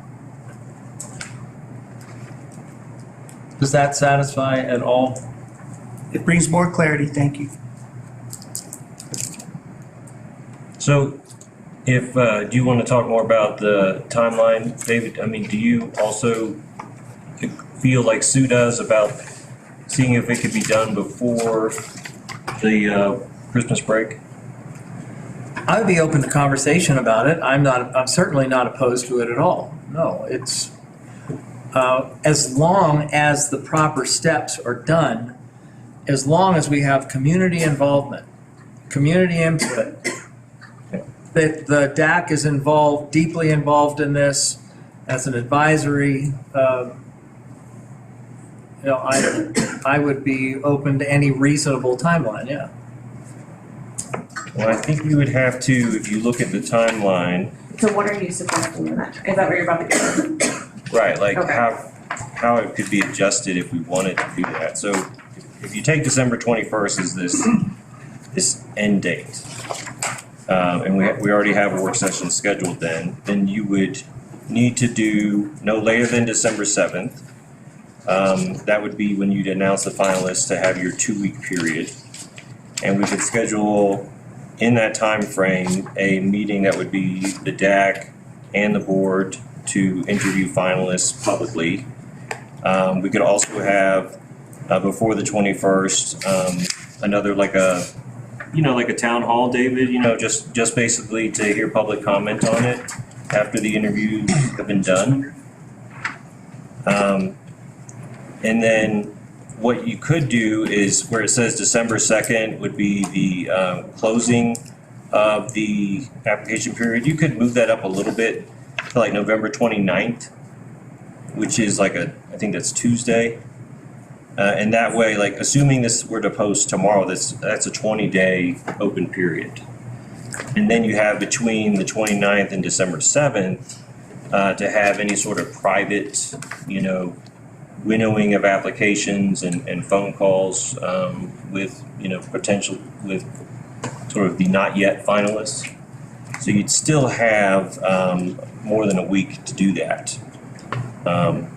So I think it could be done in that fashion. You just have to basically make December 7th the public announcing of any finalists. So December 7th would be.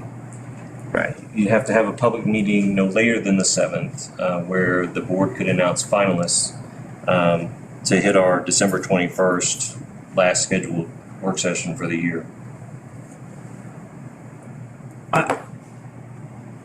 I understand the scheduling. Help me understand this.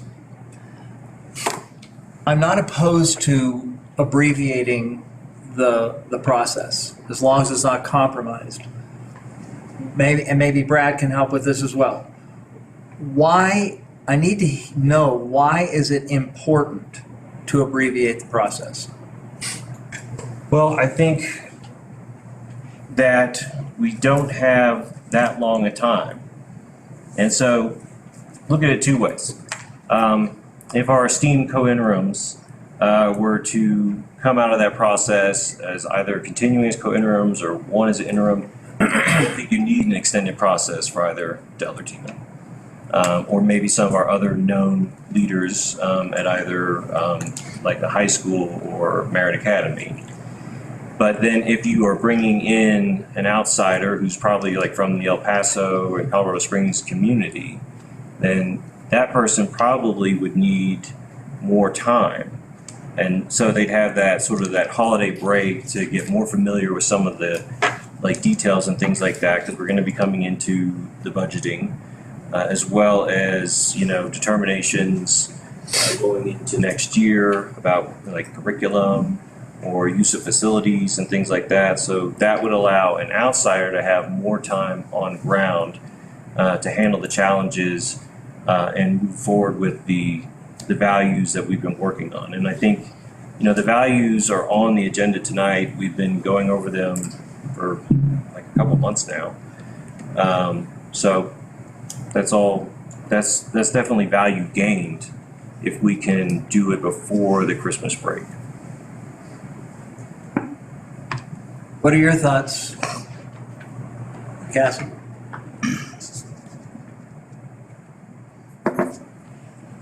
Hold on, I'm still going through the scheduling in my head too.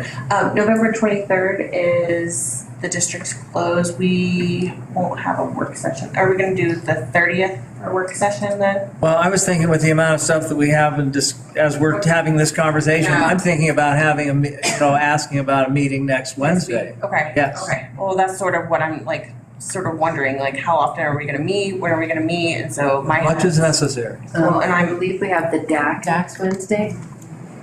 We have DAC next Wednesday. back meeting. 16th?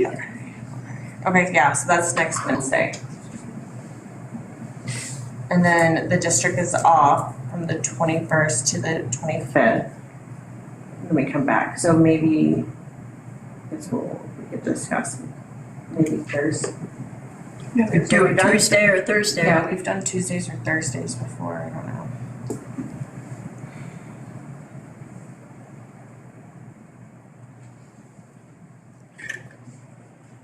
I didn't hear the last part of what you're saying. You're looking at. I said that, we could also do Tuesdays or Thursdays. Oh, I have no Wednesday. problem, whatever. Yeah, so I think we would. I won't be here the More 23rd. often. To complete a shorter deadline, I would like to meet more often. I agree with you. Like if that's what we were gonna do, I would want to meet a lot more. And I also agree with having community output, or input as far as like just having a, town hall type of thing, public comment. And so feedback, questionnaires, whatever we need to do to get community engagement. I would throw out for people to consider what your Decembers are like. Around here, December is like, you're talking about the auditorium. We have concerts. Right. So I will remind you also, speaking for the DAC, because you're asking the DAC to be available. I would just caution that December is a already very full month. It is full. Parties and. So I'll go ahead and raise this. I actually want to move to table any action on this until the board provides opportunity for stakeholder feedback. The board this evening set a tone related to the 23-24 calendar to table that, providing stakeholder feedback for the calendar for 23 or for 24-25 or whatever that year was, 23-24. This feels much larger, in my opinion, at many levels. And I hear a lot about community input, public involvement. I would like to ask this board, and I would like to move that we table this, any action on setting this in motion until we provide an opportunity for stakeholder feedback specifically related to this decision. It's the largest decision that we'll be making probably until the end of the year, at least. So I would move that we table any action on this until we provide stakeholder feedback related to what this discussion has been about. Can I ask you, what would stakeholder feedback look like to you? To the schedule? Say it again? Is it to the schedule? Not to of the it? schedule, to the overarching concept. So it's broad, and I don't know what it would look like. How do we provide opportunity for stakeholder feedback? We provide. Feedback in regard to what? I'm sorry, I didn't mean to interrupt you, but in regard to what exactly? Regard to hiring an interim superintendent to carry on through the rest of this year compared to the hiring of a superintendent in February who will take the leadership of this school district. That's a big decision that this board would, I believe, benefit from input from the community at large. And how that opportunity is provided for the stakeholders, that can be decided. This is why I want to push pause and ask that we table any action so that we can continue with that tone that was set and provide opportunity for stakeholder feedback, input. I think it's important. It's essential. I still don't have clarity on exactly what you mean. How do you want to get feedback? They can write us letters. We can provide an opportunity. Tina and Dell can help us figure out a way. What's the best way for us as a board? We've done this before. when we were actually looking for a superintendent a couple years ago, we provided an opportunity of what the community wanted in a superintendent. This is very similar. We can be asking the community, what do you want related to, would you prefer to see us hire an interim to carry us through to this next year? Would you prefer that we hire a superintendent that's gonna carry us on into the future of this, of our district? I just think that those types of inputs will really help inform and broaden our scope. And I want to move that we table any action on this until we have provided an opportunity. So is it the, Stakeholder input. is it the interim part? If it was superintendent, would that be a stumbling block? No, we do the same thing for the superintendent. Okay, Provide opportunity for stakeholder input. Hear from the community.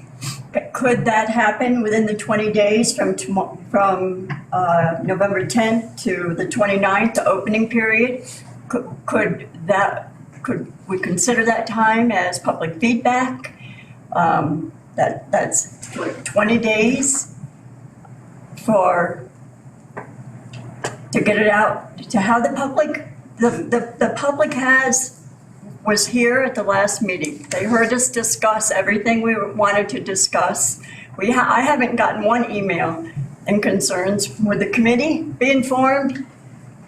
We are shortening the time, but we're not eliminating any of the steps that you're talking about. Unless the key overwhelming expression from the community is, don't hire an interim, hire a superintendent. That changes the playing field. So what your 20-day window assumes is that we're moving forward, where the community has not had an opportunity to weigh in on whether they perceive what's best in their interest, their students' interest, this community's interest. That's even the best course of action. And so just to reflect back, so much of what has been discussed in the ways of parent partnership, parent direction, parent orientation, this feels like there has been no parent input for this seismic decision, and I would like to suggest that we provide that an opportunity for that input. Okay, well, I mean, Chris has made a motion. I have. that's right. And to table it, do you want to say, you don't want to say the extent of the time, you just want to say table it, period? It could be a week. Well, would you mind restating? I move to table this action item until the board provides opportunity for stakeholder feedback, specifically related to the decision to hire an interim superintendent for the remainder of the 22-23 school year.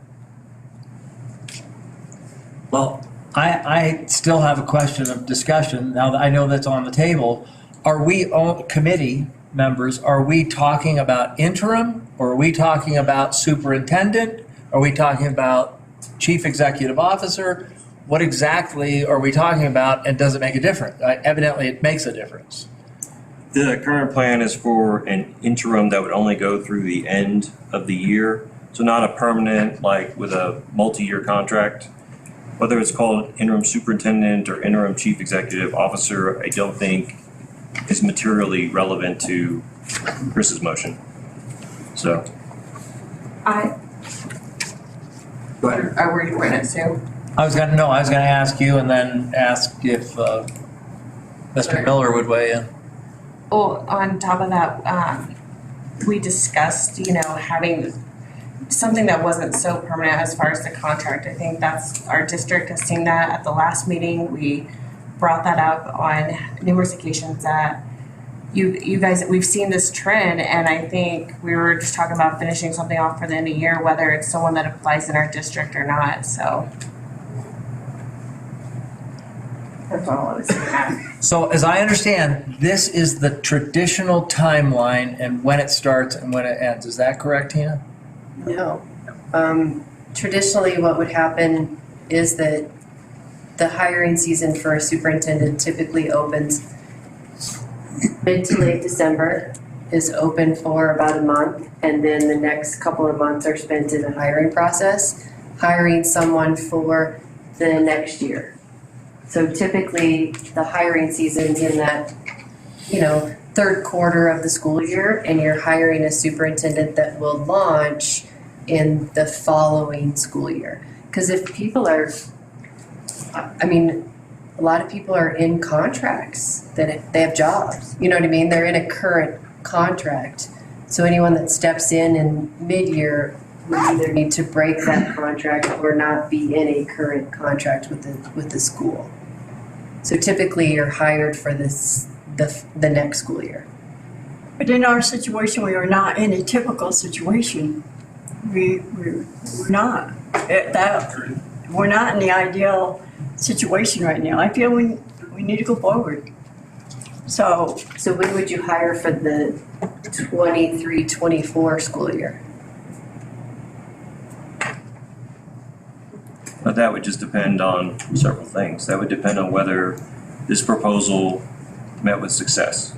That would depend on who came in and how their work was, or if it was, you two or one of you two, what the feeling was, going forward with that too. So I think there's a lot of variables with that. And like you said, that process can go into March, but then there's that second stage, where the dominoes fall and spots open up and things like that. If we did this proposal here and we are thrilled with it, there is nothing that requires us to nonetheless hire somebody by December 21st. We could do this process and say, you know what, actually, this does feel rushed, or this doesn't feel sufficient, and so let's change the plan and let's do something a little different. Let's go into January or February or something like that. So, Mr. Miller, would you like to weigh in on that? Yeah, well, a few things. Board, it's a good political question as to what you look like in terms of gathering community input, but frankly, it's what elections are about. It's why the choice was made when you were selected and elected to be on this board, that gave you the authority to make the decision. So whatever process you use, as long as it's transparent, you are a republic, not a democracy. You're not looking for a vote of your constituents as to who you select or what type of role you define. That is up to you. That's a board decision ultimately. What stakeholder input you use to get there, that's a question I can't answer. That's your question. But nothing's obligatory other than the DAC involvement in the interview process, you defining and promoting the position. Those are the sort of quintessential aspects of this. And you didn't go through a process to get to where you are right now. So to Sue's point earlier, having a process now, even to just vindicate and sort of make permanent the decision that you've made coming into this fall in a transition time in the summer makes sense to me. This isn't abrupt, Mr. Austin. I don't think it's abrupt or surprising. I think it's actually thoughtful and deliberative as I understand it. I think you've had a couple of meetings talking about this prior to me coming tonight. So I would suggest separately that David's proposed process of getting something where Santa delivers before Christmas is maybe a little bit aggressive, unless you were to host by, let's say, a meeting next week. I think if you had a second meeting next week where you gathered together and with the intent of designing this process, you might be able to do that. But I think it's ambitious to think about that right now. So if I was going to suggest any action to you, it would be to have a meeting next week where you codify what you're doing and give everybody an opportunity to look at what those documents look like and have input into them. Thank you. I think that if we took your suggestion, let's say next Tuesday evening, if that's available, could also meet with the DAC. Oh, I was trying to hear, where was that noise coming from? Hello? Say it again. You could also meet with the DAC. The DAC meets On next Wednesday. Wednesday. We could have our meeting to codify, as Mr. Miller said. As they could have input.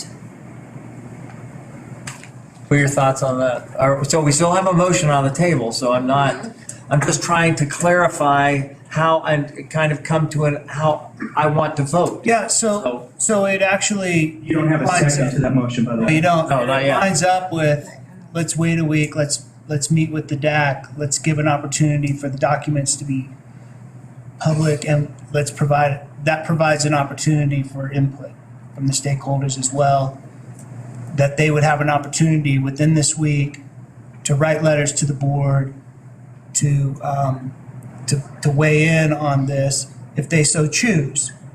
Again, providing that opportunity, that's what I'm asking, that we table this so that in a week it can be more codified. It can involve the DAC, it can involve some stakeholder input as well. I don't think it derails this at all. I just think that it fills it in a bit more and it provides just enough of a tap on the brakes so that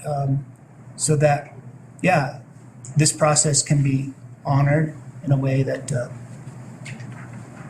politically, and I think more than politically, I think relationally, provides opportunity for input. And so I don't hear us saying different things. What I am hearing is that this could be picked back up in a week, and it could involve the DAC. And it could also provide opportunity for, so my motion was Would to you table it. Table it for a week? Yeah, that's what I Okay. said. It could just be for a week. I mean, it just could be, let's provide opportunity for feedback. What are your thoughts, Cassie? That's what I'm thinking. I'll let you know. I think we could do that though, and Cassie, you and I could, sort of refine this like timeline a little bit. I would like In to light look of the at discussion from tonight. Yeah, I would like to look at the timeline now, because I was pulling up the district calendar, I was looking at it, looking at my schedule, and I think you're right, we need to look at that. So, and I would be open to tabling it as well until next week. I'm glad to meet with the subcommittee to just iron this out if you like, and maybe however you want to do that. Then as part of this, we could get this to the DAC. Would we want to have a board meeting on Tuesday and then meet with the DAC as a board on Wednesday, I or? would think just meet with the DAC on Wednesday and it'd be a board meeting, joint DAC meeting, and they can be provided with this. I'm sure this is gonna be released through Cora by tomorrow anyway. And then we can hear from them and then we could take votes and have further discussion. And then Tina and Del, we can get this out publicly as well. I mean, with Lynn, so that everyone knows about it. Save Logan some Cora work. All right. So would you like to change your motion or more specific about next Same. week and DAC or anything? It's the same. All right, is there a second to the motion? Second. Roll call, Austin? Can you make sure that you're clear on what the motion is? Because this please. motion doesn't say anything about next week. No, it doesn't. I mean, we could definitely Thank you. add that to the motion. So I move to table this action item until next week, when this board can reconvene along with the District Accountability Committee and provide opportunity for stakeholder feedback. I would second that. All right. Roll call, Austin? Aye. Illingworth? Aye. Kimbrell? Aye. Patterson? Aye. Rusterholz? aye. Thank you. See, that helped me a lot. All right, So to clarify, please do. do you want the information that was in the board package posted to our website? Do you want to clean it up first? Do you want us, because I heard that alluded to and I didn't want to do that and then. Yeah, there was a 234 number in there and. Yeah. We could clean it up first because we're basically talking about a more accelerated timeline than what's And current. also, the only thing that might need to be cleaned up, and talking to Brad, where Tina pointed out, it said 230 day, or 234 days. 234. So that's something that we need to edit. From my notes, so. That's the proposed. Okay. So you're going to clean it up and then get it to Tina? Yeah. Okay.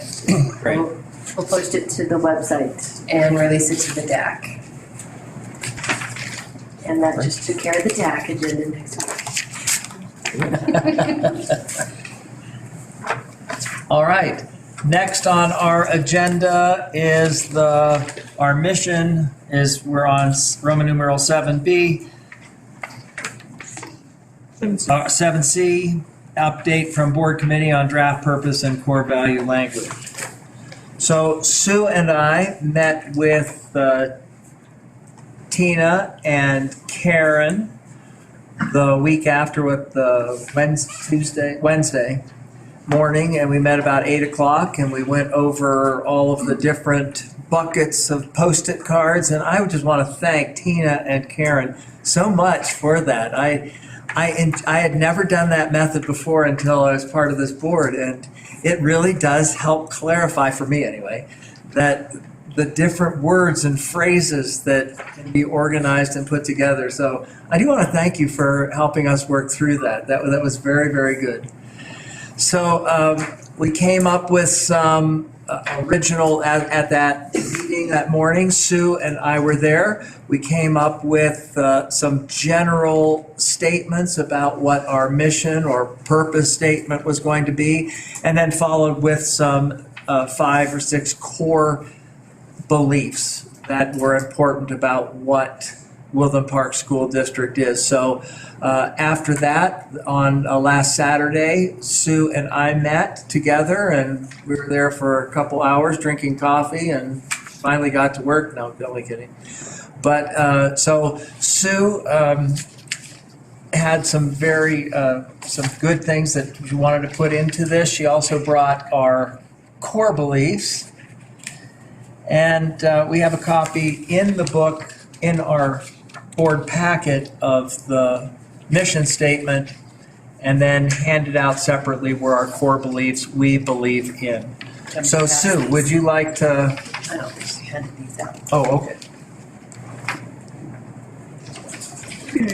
Okay, so what we came up with, these are the words from the buckets, from our Post-it notes that we all put up there, that I sent out.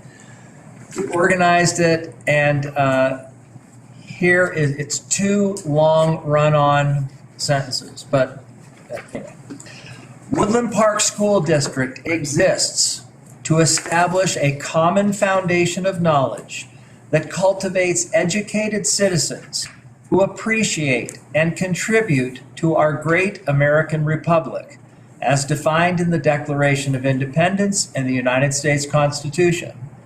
Through a rigorous culture of achievement and an ethical code of conduct, students will develop personal discipline, courage, and drive, with a willingness to work respectfully with others and be equipped to be successful members of a uniquely American society.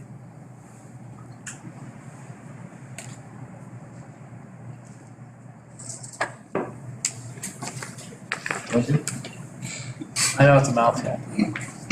So that's what pulling all those things together pretty much came up with. And it developed a little bit from the time that we had met with Tina and Karen. But, I mean, yeah. So, any comments? Sounds good. So you're saying that this developed a little bit from your time with Tina and Karen? A lot. No. I'm not sure what your question is. I'm just asking because, yeah,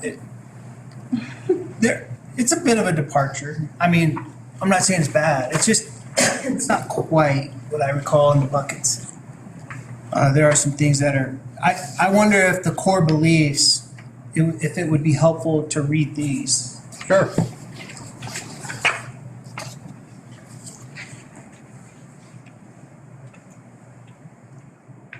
want me to read it, Sue? Yeah. Okay.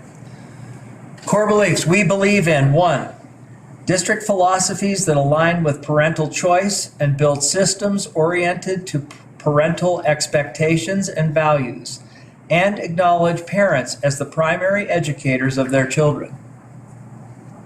2, we believe in soliciting and collaborating with parents, staff, teachers, students, and community to be informed by our action, or to inform our actions or direction. That was part of what we want to discuss is direction, which value the merit of each unique student.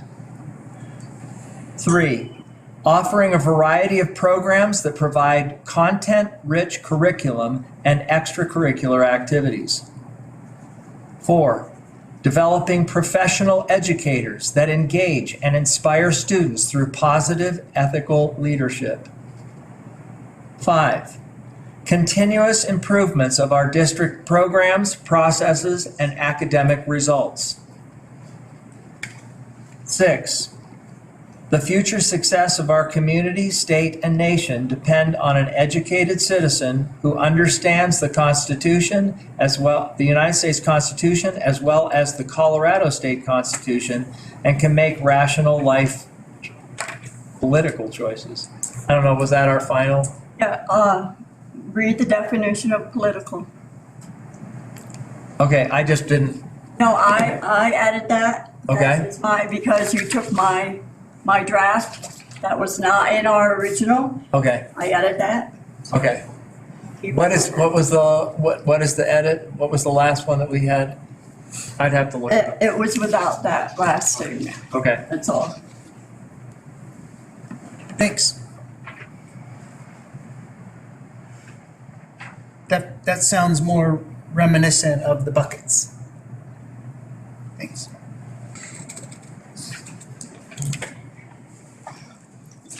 Any other conversation about it?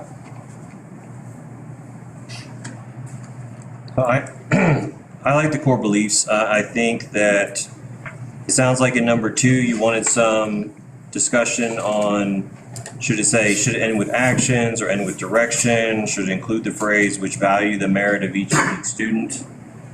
Yes, Okay. we did want input on that. And Which word do you want? I was looking at number 2 and Can't, there's could not. some Actions or alternatives. it's right here, sorry. I think you should add something about unique student because there was a bucket about individualism and uniqueness. And so I like the word unique because we spent, the last 2 months having a bucket talking about uniqueness and individualism. So I would add that. So. Okay.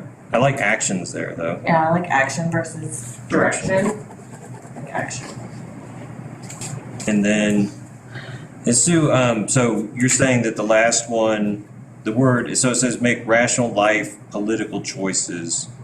You said the definition of political, what definition were you using there? Definition of political. Political, relating to the government or the public affairs of a country. Ideas or strategies.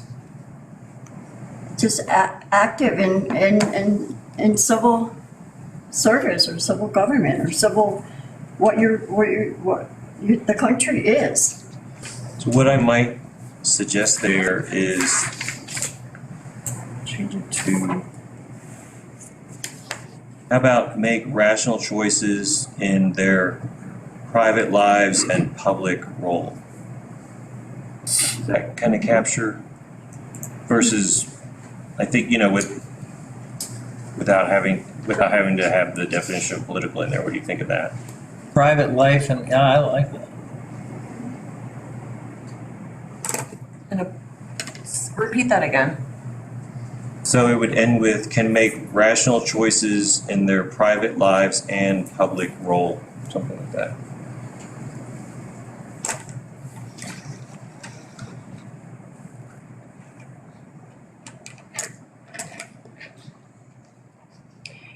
I'd like to read though. I know it was my idea to define and the Declaration of Independence and the Constitution, I'd like to read some research that I did.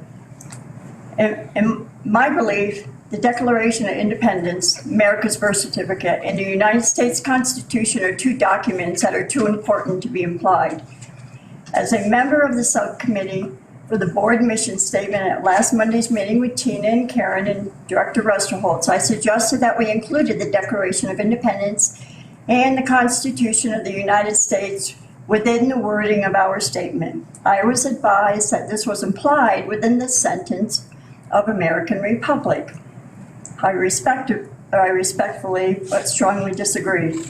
To enable me to speak before you today, I took an oath to uphold the Constitution of the United States as well as the Colorado State Constitution, as required by Colorado Revised Statute 22-31-125, which states, "The director will faithfully perform the duties of the office as required by law and will support the Constitution of the United States and the Constitution of the State of Colorado and the laws made pursuant thereto." In addition, Colorado Revised Statute 22-61-103 requires teachers to take the oath, the teacher's oath, to solemnly swear that I will uphold the Constitution of the United States and the Constitution of the State of Colorado, and I will faithfully perform the duties of the position upon which I am about to enter. If law requires the board of directors as well as educators to uphold the Constitution of the United States as well as the Colorado State Constitution, then it is our duty to students for it to be written within our board end statement. It has been almost 12 months since being sworn in after the election. What these past 12 months of experience have taught me as an elected representative is the vital importance that this Board of Education know, understand, and adhere to the legal and regulatory authority granted to it by the Colorado State Constitution and the Colorado Revised Statutes, to establish policy for the board district and to provide oversight for the education of the Woodland Park children. We look to the Colorado Revised Statutes at almost every Board of Education meeting to keep us within the law, ensuring we act in accordance with the defined roles, responsibilities, and requirements placed upon each member of this Board of Education. I can say this because this board has experience going through months of a court case filed against us for accusations for not following the Colorado Revised Statutes. However, in the end, the judge's ruling was in this board's favor. In my humble opinion, I think it's important as a Board of Education to revisit the reason why the teacher's oath was enacted back in the 1920s and still continues today. Many people are concerned about the possibility of subversive elements within the government, including public schools.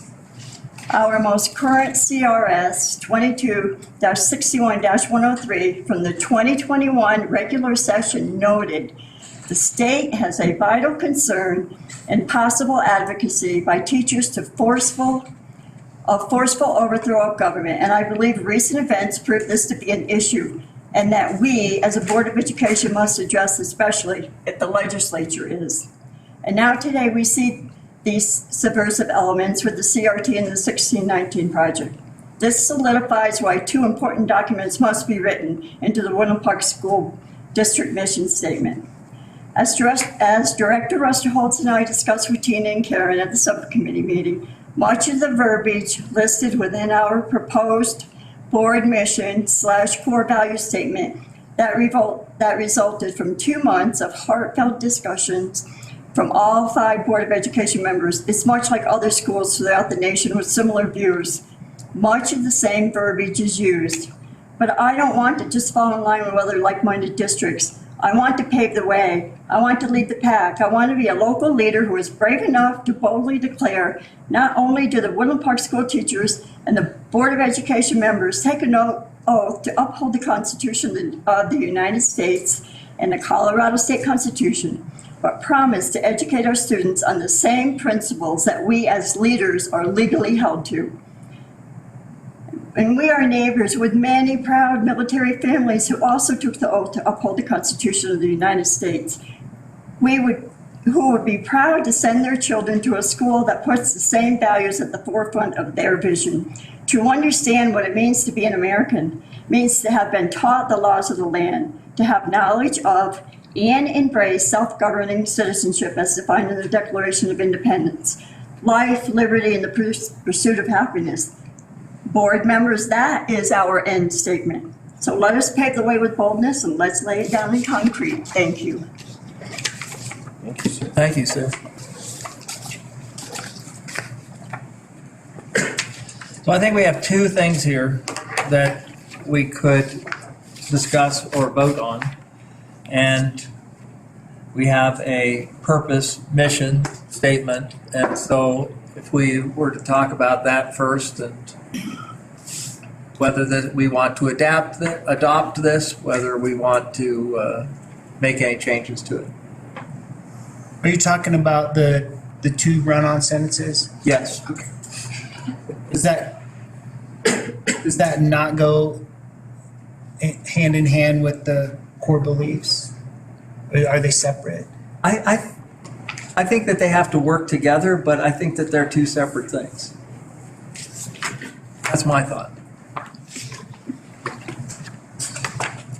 Well, I'm gonna circle back to my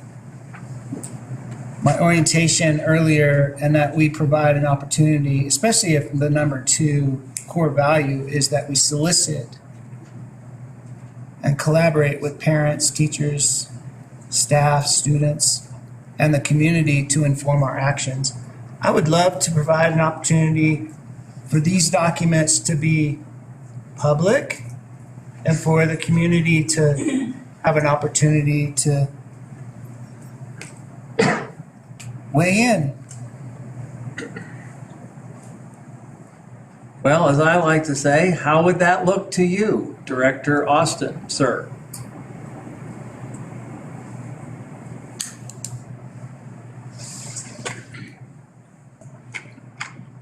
I don't know if it would look much different than what we've already decided earlier this evening. It provides an opportunity. It would just simply be, before we take action on adopting this, let's just let it be out there and give an opportunity for people to weigh in on that. Let us, as a board, take that input and allow it to inform our action. Okay, thank you. Anyone else want to comment on that? Or comment about what we should do, or what Chris had to say? I like both of these documents. I think the only minor change I might suggest is where it says defined in the Declaration of Independence. I might change defined to provided. Provided in the Declaration of Independence of the United States Constitution. And then we can add a comma after courage in the second sentence. But other than that, I like it. I would note that we've been working on these publicly for a couple months now, and the goal in creating them has been that they would be the board's mission statement, the board's core beliefs. There was a conscious goal, I think, by most of the board members that this would be limited to the board. I'm not saying I want to cut out public participation, because we are the representatives of the public, but it was consciously to get away from a sort of like committee approach and get into like just each board member's thoughts on things, and so the way we did things with Tina and Karen was very driven to that. It was very much a matter of, being asked, what do you mean by this term, and what do you think of this, and things like that. So although I certainly respect Chris's idea about, it never hurts to get more thoughts and take more time and reflect longer, it seems a bit odd to me and a bit incongruent to go through this process in this fashion to simply at the end sort of step away from it and sort of throw it open in a way that kind of jeopardizes what we set out on and could lead to things just sort of being watered down and pulled in multiple different directions. So I think we should probably stick to our guns, stick to what our plan here was, which was to get each director's viewpoints and try and coalesce around the director's viewpoints versus it becoming just sort of a too many cooks stirring the soup kind of thing. That's like my biggest concern is that if we start we've been spending months on this and getting the words out, and so I wanna keep it to the board and edit. I want the public to see it. I hope they have been following and reading the paper the last 2 months discussing this. I know, Mr. Owen, he actually did, he sort of spoke about and watched us do all this stuff and talked about it and watched the process. So, I mean, I don't know. I don't know what the process would look like once we open the floodgates and how we get those words and buckets back in there. I think that's my question. So maybe I need clarity. If this is the board's vision and mission statement, how does that differ from the district's strategic plan? Or are they one and the same in your opinion? Because that might help bring some clarity to like the community's involvement. If it's the board's vision and mission statement, or is it like, you know, like we have the strategic plan that has been really, the salient points have been put in the what we believe in dynamic with that statement above. I guess that would help. I think it would help maybe the community understand. I mean, is this what we're calling our strategic plan? When we met together with the subcommittee, we talked about that this was the board's direction, and really kind of the next place the district needs to go is to engage in that strategic planning. Okay. That's the long-term planning that would be driven by this statement to inform that process, but then it would be that process of great stakeholder, you know, task force groups, you Yes. know, I've lost So all that- the words, consultants. Yeah. So that eases my energy because it helps bring clarity. I just want to make sure that we're all clear as a board that this is the board's vision and mission statement that will in turn drive and inform a strategic plan that will involve more community input. Is that what I'm understanding? Yeah, that's what I thought based on our discussions. Okay. Because like the strategy and the tactics were, you know, after the beliefs and the mission and stuff. Right, they had a whole separate chalkboard. Yeah, they have the. They're two separate things. That's why I was thinking we should, if we're voting on the mission and voting on the core values rather than as one lump thing. Is that reasonable? Well, I like both of these and I'd be happy to support them. Do we need to make a motion for the amendments, like as far as define and changing that to, you said provided? So do you, And a comma after courage? Yeah. with that? Okay. I would like to ask that we have it written out and then read or reread the edited version, so that we have exactly what we're voting for. So, but anyway, first, I would like to have a motion on the mission or our purpose statement. So if we're going to adapt, if this is what we want for us, I would like to do it one at a time, if we would. Yeah, Okay, but, so you want me to read the edited version first? yes. Okay. You want me to go ahead? I'll read it, Sue. Woodland Park School District exists to establish a common foundation of knowledge that cultivates educated citizens who appreciate and contribute to this great American Republic as provided in the Declaration of Independence and the United States Constitution. Through a rigorous culture of achievement and an ethical code of conduct, students will develop personal discipline, courage, and drive with a willingness to work respectfully with others and equipped to be successful members of a uniquely American society. Change one word. Do I have a motion? I would move that we adopt this, which is this one called? Purpose statement. This purpose statement, as I just read it. Do I have a second? Second. Roll call. Austin, No. Illingworth, Aye. Kimbrell, Aye.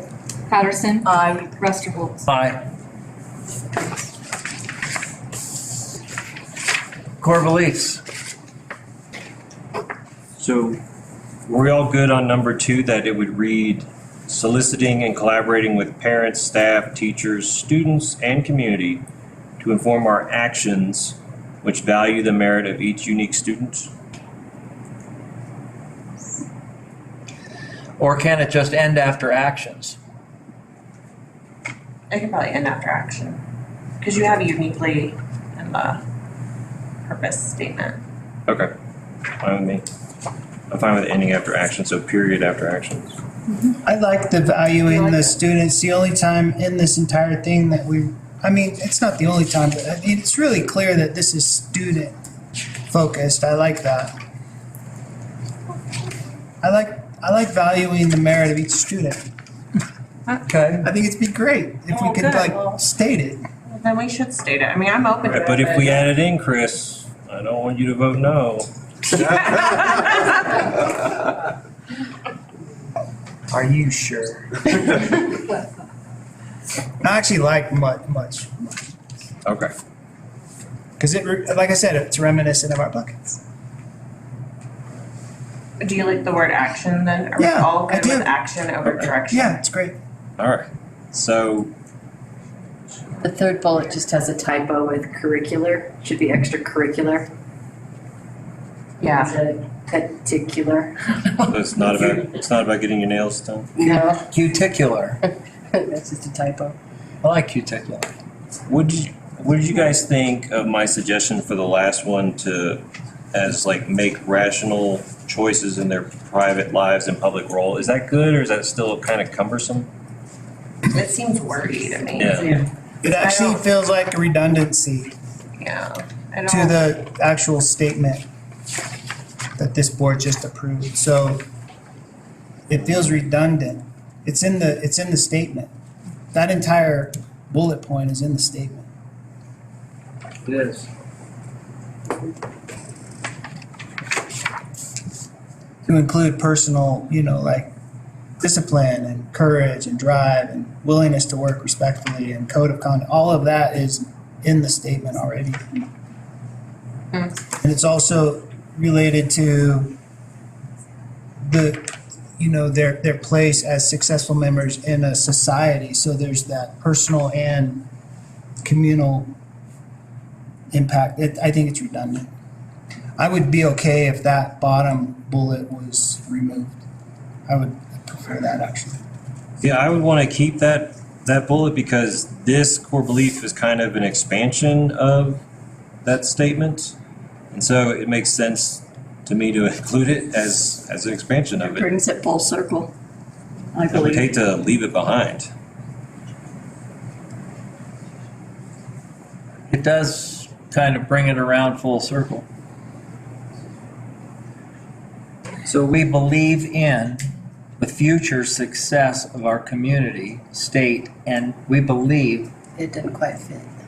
yeah, We believe in. we believe the future success of our community, state, and nation depend on an educated citizen who understands the Constitution of the United States as well as the Colorado State Constitution. Can you make rational? It does bring it all the way back around. We So, can end with choices. It just seems a little wordy. okay, so here's something we can do. You could say, instead of Constitution of the United States as well as the Colorado State Constitution, you could say understands the constitutions, plural, of the United States and the state of Colorado.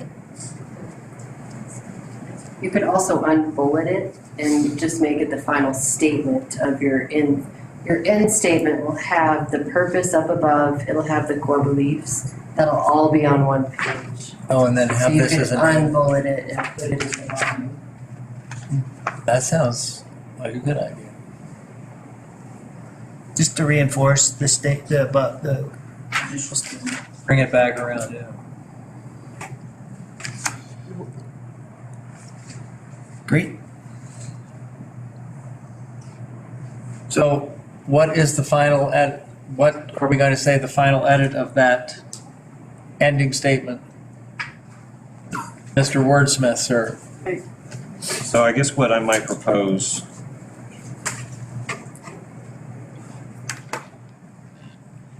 is the future success of our community, state, and nation depend on an educated citizen who understands the constitutions of the United States and the state of Colorado and can make rational life and political choices. And what choices? Life and? Life and political choices, because y'all said. Life and public roles is what you had said before. I know, but. Choices in private life and public roles, that is a little wordy. So that's why I was saying maybe make rational life and political choices or decisions. That, it's just that little bit at the tail is what's confounding us. No, just rational What if life. we drop it and just end it with the constitutions of the United States and the state of Colorado, period? Yeah. That would. I think that leaves it an open statement for why do they need to understand the Constitution? So they can make good choices. So the future Private lives and success. public roles, or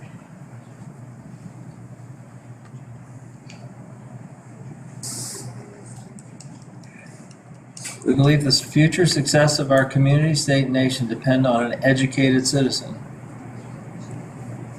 Almost done with that, except it's important to have the constitutions of the United States and Colorado. And it's stated so nicely up at the top that it Yeah. almost takes away from it when you put it down here incompletely. Because I thought that you stated it well up top.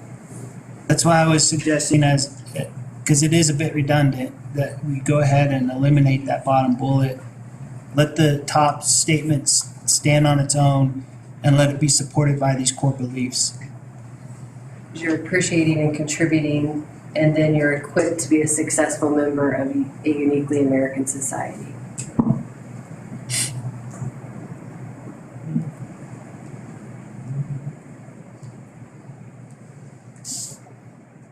Yeah, I could really go either way on that one, but it does, that last statement is not as strong as the second sentence.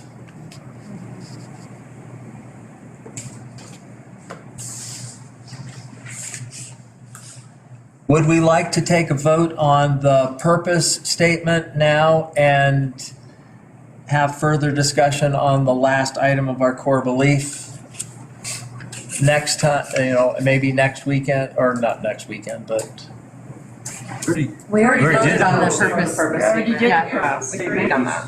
I couldn't hear, everybody said the same. talking. Yeah, we said the same thing. We already voted for the purpose statement. Well, yes, yeah, I know, but do we want to work this out now? Because there's good reasons for changing it, eliminating it, that it weakens the others. How much time do we want to spend on editing? The hard part is you're gonna come back into it again fresh, and so then every time we come back to it, we have to start and back, you know what I mean? Okay, yeah. That's why it's taken us a while to get here, because we gotta backtrack each time we come to it at a different time.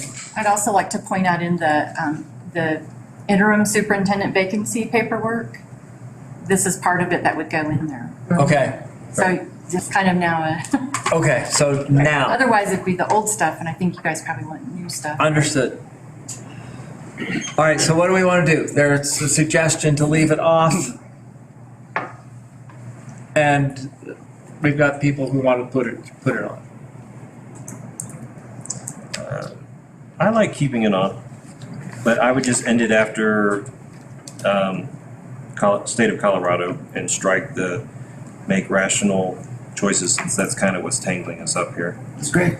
I agree with that, only because it goes back to saying that and to Sue's point, like what does it make them do? Well, I would also argue that not only making rational life decisions or personal choices or whatever, but it also says the future success of our community. So we know that they're going to have the future success from having, being an educated citizen who understands the constitutions of the United States and the state of Colorado.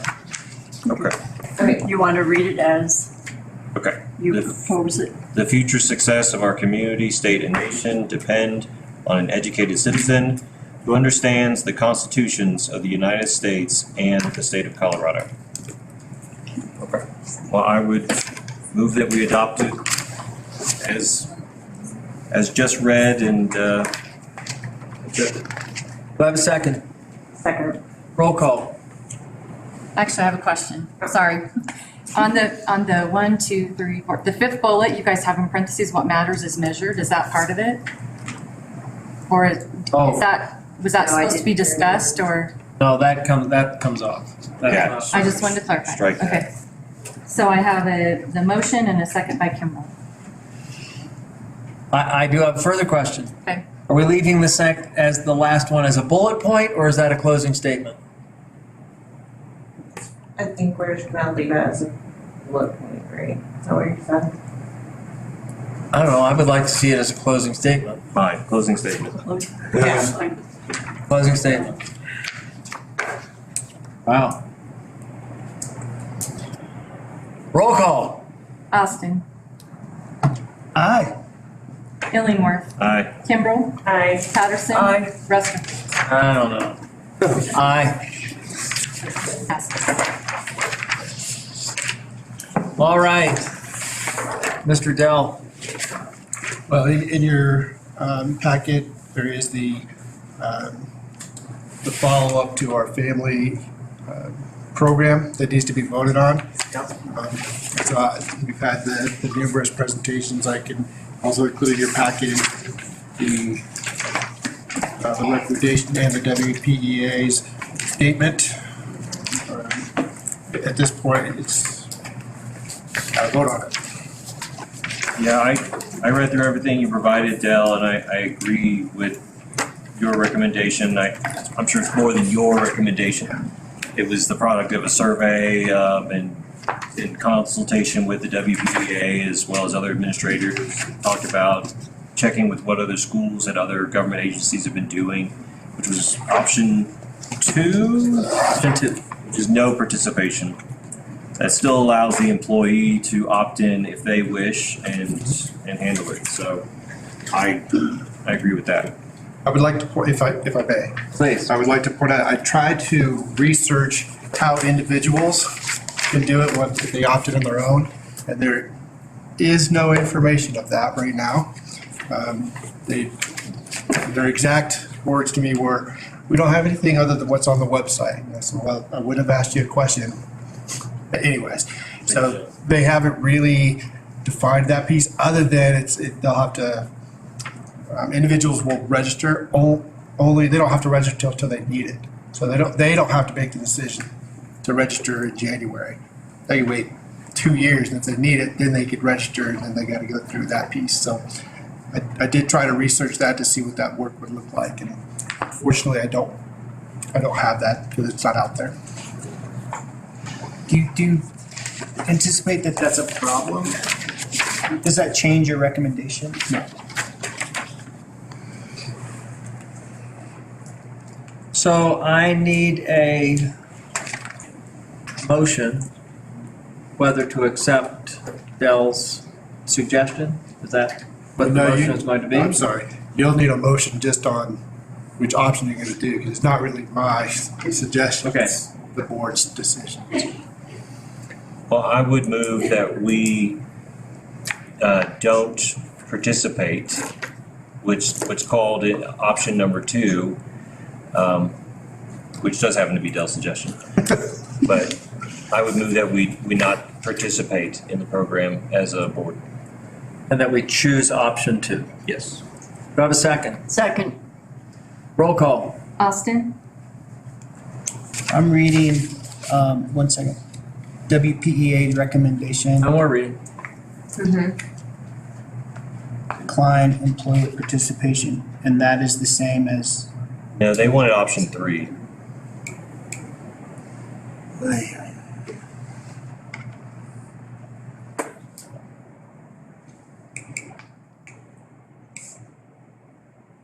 your recommendation is or number 2.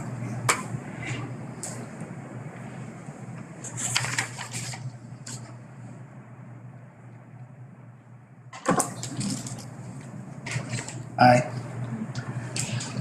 Is that an aye? Yes. Okay. Illingworth, Aye. Kimbrell,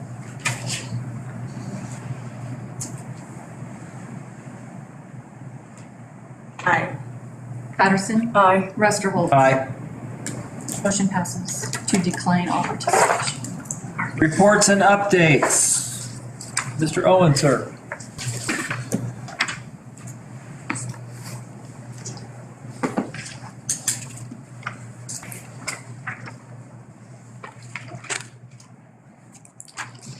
Miles, is this on? It is. All right, thank you.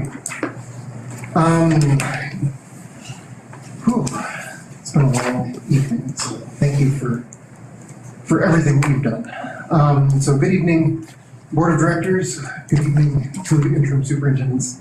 Thank you for having me here this evening. I really do appreciate it. With Veterans Day right around the corner, and we had an election yesterday, by the way, can we celebrate that we had the opportunity in this country to have an election? Woohoo! Like, I am thrilled about that. That's exciting. I've had the opportunity to think a lot about this. A lot of the great things that our country offers. We've had a lot of discussion. I've heard you guys talk about this with our mission statement, our core values. Life, liberty, the pursuit of happiness. It's exciting to me. But I'll tell you that these things don't come without a price. And we celebrate that this coming Friday. There's been many that have served our country. And that's why we celebrate our veterans and their service to our country. I personally get really excited about this every year. I know that there are many of our staff that have served our country. They are our veterans. Approximately 20 current staff members have been veterans or are currently veterans. We've had several of our veterans retire from Woodland Park as well. We have many current and former students that are either planning on going into the military or have actively signed into the military. Our current students are wanting to go into the military. And for that, I say thank you. I know that I personally have contact with Lieutenant Shelby Lowe. She's one of our Navy recruiters, and she comes and visits with me pretty regularly. We talk about certain students that have that she's looking at recruiting, and I'll tell you that on a yearly basis, she tells me, she brags that Woodland Park produces some of the top students in her programs that come out. Those programs include like their nuclear engineering program. We have the best students. They are both the best prepared and they're top performers. I'll tell you that even more than just our current staff members that have served, we have families. Our staff members, our spouses of military families, our students are part of families of military families. I know that personally, my dad served in the Air Force, both before and during the Persian Gulf War. Later in life, he also served in the U.S. Navy Reserves. So he has spent many, many years in the military. And I can honestly say I'm very proud that I come from a military family. I've learned lots of life lessons. I have learned lots of values from my dad. However, I do remember, I think I attended 6 elementary schools before 5th grade. It was a lot. Our Woodland Park community has recognized this and they recognize this holiday every single year. We invite our veterans into our high school and we celebrate on the 11th of November every year. The gym is filled with veterans families, filled with students and their families from each one of our schools. There's patriotic music that's performed. Our bands play, our choirs sing, and we actually even have poetry that's read by our students. But I'll tell you the most impactful thing that sticks out to me every single year, our students interview their family members that have been veterans, and they share those stories. Every single year. That is very, very important to me, and it's impactful. Leading up to this, our schools celebrate Veterans Day every year. This year, I've talked to several of our elementary schools. They're reading the Constitution. They're reading the Declaration of Independence in class. Our middle school, they're sending the 7th and 8th grade classes up to the high school during the ceremony to help us celebrate. I'll tell you that our 6th graders, while the 7th and 8th graders are at the high school, they're planning on studying the Constitution and talking about Veterans Day and what it means. Additionally, Mrs. Goings and our choir director, Kayla Garcia, have been working with Dan Williams. He's one of our County Commissioner. Thank you, our county commissioners. Lieutenant Colonel Dan. Lieutenant Colonel Dan Williams, thank you. Retired military expert. He's been working with arranging our middle school students to come to a celebration, the Veterans Day celebration, Friday evening at the Cultural Center. And the choir is going to be performing. The middle school students and our staff members are super excited to be participating and enjoying and celebrating our veterans. The high school, we've got several teachers, and not just in our social studies classes, that talk about the Constitution. They talk about why we call Veterans Day, and we talk about the origin of why we do this and why it was originally called Armistice Day. As part of the curriculum in our social studies classes, our students are encouraged to volunteer during this election process that happened yesterday. And I know for a fact, and I have met with several students, that they volunteered in the election process. That is super exciting to me, that we have our students that are engaging. I recently watched The Patriot, classic movie with Mel Gibson, one of my favorites of all time. I watched it when it first came out. It was one of my favorites. But I keep thinking back to this movie, and there's this one part that I want to highlight. If you haven't seen the movie, you'll still get the gist of what I'm talking about. Benjamin Martin, he's the dad. He takes his sons at the beginning of the movie, and he's teaching them how to hunt. He uses the phrase, aim small, miss small. He's talking about not just hunting. He's teaching his boys a life lesson. That lesson is about being purposeful in the moment, setting a goal, a specific goal, hitting the target every single time. Every single time. Aim small, miss small. If the target is set too large, not a lot gets accomplished. But when that goal is specific, measurable, achievable, relevant, timely, things get done. My own son, he's on an IEP. Each year we have a team, Better Together, and we get together and we look at several of these little goals. We aim small, we miss small. And over time, my son has grown. It's incredible. When our teachers help students set these purposeful goals, and by the way, we do this in all of our classes, at all of our grades. We help our students set goals. Our students are going to achieve, and they do. Our students learn that to accomplish their bigger projects, it takes a lot of little steps to get there. As a staff, we've been thinking about the end of this semester that's coming up. However, a lot of it is overwhelming for our students and our staff. When you look at the big picture, our schools have been promoting a 2x2 idea. As of Monday, we had 2 weeks until Thanksgiving break. After Thanksgiving, we've got about 2 weeks until we've got some mid-year assessments that are going on. And when we break it into these smaller goals, we set purposeful instruction, we aim small, we miss small. We get a lot done.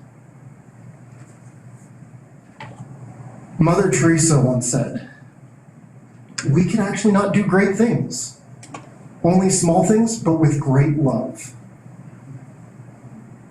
As a staff, individually, we can't do great things individually, but we can come together and we can each do our little part. When we set our goals, we aim small, we miss small, and we can come together and we can do great things. And that's what we are doing, as long as we do it with great love. We aim small, we miss small. Thank you, Nate.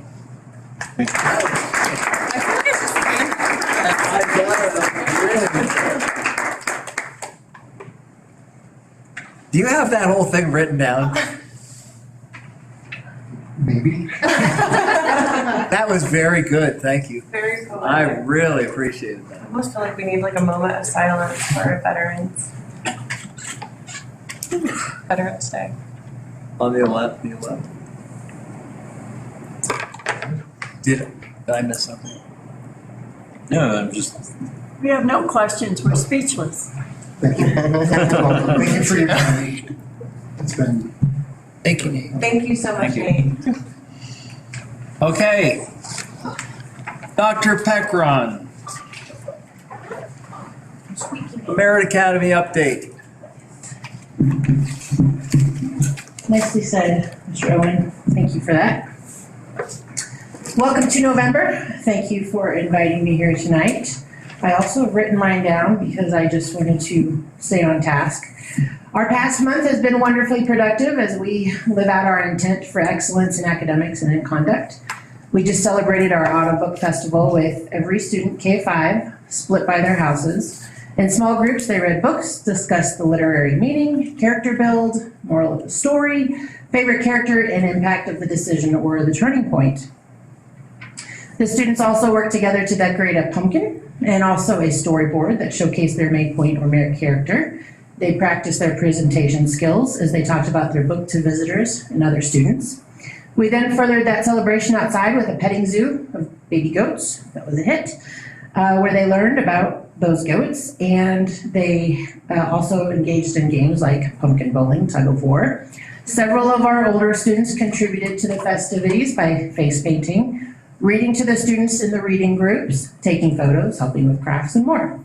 Again, it was one of our celebrations of the importance we place on literacy, vertical integration of our grades, and our school-wide culture. We also had our winter dance for our upper school, which went very well. All of our students were quite respectful and had a wonderful time learning some new dance steps and the basic foundational principles of courtesy, manners, etiquette, and so forth. Outdoor ed survival skills class, they went to Mueller State Park, where they learned some archery and fly fishing. We are completing our COGAT testing for potentially gifted and talented students, and we are planning out our mid-year MAP testing to happen soon. Our CAP cadets, our new students have met the standard for their Curry Award, and our airmen are qualifying for their Arnold Award as Airmen First Class. The requirements involve physical fitness, drill and ceremony, and a written test on leadership and aerospace education. We also have students who are applying for the Winter Encampment Program, which is a week at Fort Carson from December 29th to January 5th. Let's see, we just completed our second event of our lecture series regarding America's founding, presented by Dr. Tom Krannawitter. He's a known scholar and expert in constitutional civics. It is our plan to offer one such lecture series per semester where our community can come together for conversation on the founding of our republic, hear of historical moments as has been captured in original source documents, and eat a good meal and enjoy one another's company. We are also working with Pikes Peak State College and the University of Colorado Systems regarding future concurrent enrollment or dual credit courses. This coming semester, several of our freshmen will be taking their second semester of a 3-credit college English course in composition and literature. Many are closing out their first semester here this semester. We are also moving our college algebra students who are nearing their completion of a successful semester of this college math course to their college trig course next semester. And next year we are working on offering AP Bio to our upper level sophomores, which is our next level of class. It's our freshmen now. They're always going to be that oldest class of the school. So next year as sophomores, they will have the opportunity to take AP Bio or chemistry, as well as getting approval for our second year of US history from the Civil War onward as a potential dual credit or concurrent enrollment college class. In addition to the next levels of English and math as college offerings per the needs of our students. One quote that we revert to every now and again is Ben Franklin's quote, and he said, "I think also that general virtue is more probably to be expected and obtained from the education of youth than from the exhortations of adult persons. Bad habits of the mind, being like diseases of the body, more easily prevented than cured." So we use that, and in our staff development, we talk about various things that we think are impacting our education and our culture as a new school, as a new classical school. So in our October staff development, we just kind of caught on to this, it was kind of random, onto this conversation of rigor versus excellence.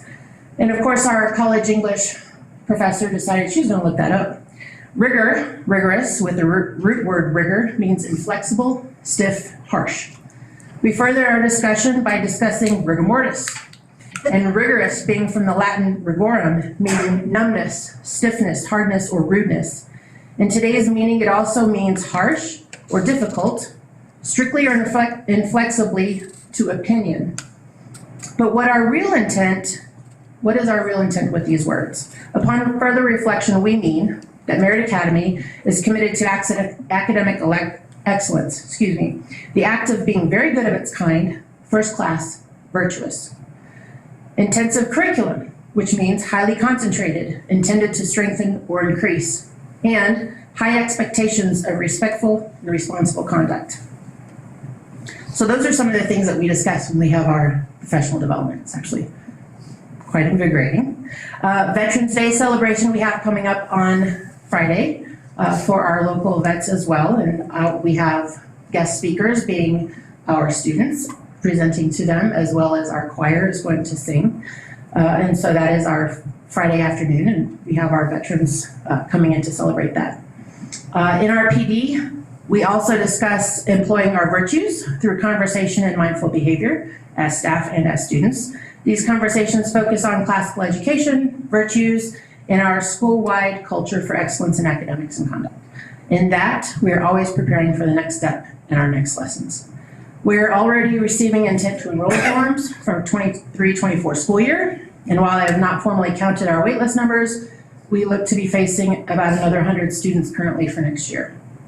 Several families have asked about semester enrollment, and so we are responding to them regarding which grades have openings and which programs we have available and so forth. Our intent to enroll will culminate rather quickly here with a lottery likely in late February or at the very latest early March for next year's enrollment and registration process. And that is what's happening at Merit Academy. So, thank you. Very good. Questions? What is Merit Academy doing for Veterans Day? We have our local family veterans, and I think we've reached out to several others as well. We didn't want to conflict with what the district is doing. And so they are coming in the afternoon. We have our 8th grade class president is going to speak. I believe our 9th grade class president, the overall class president is going to speak. Our choir is singing a couple of songs, and then there's going to be refreshments and so forth with the veterans and their families. That's in the afternoon? It's in the afternoon. I think it starts at 2:30.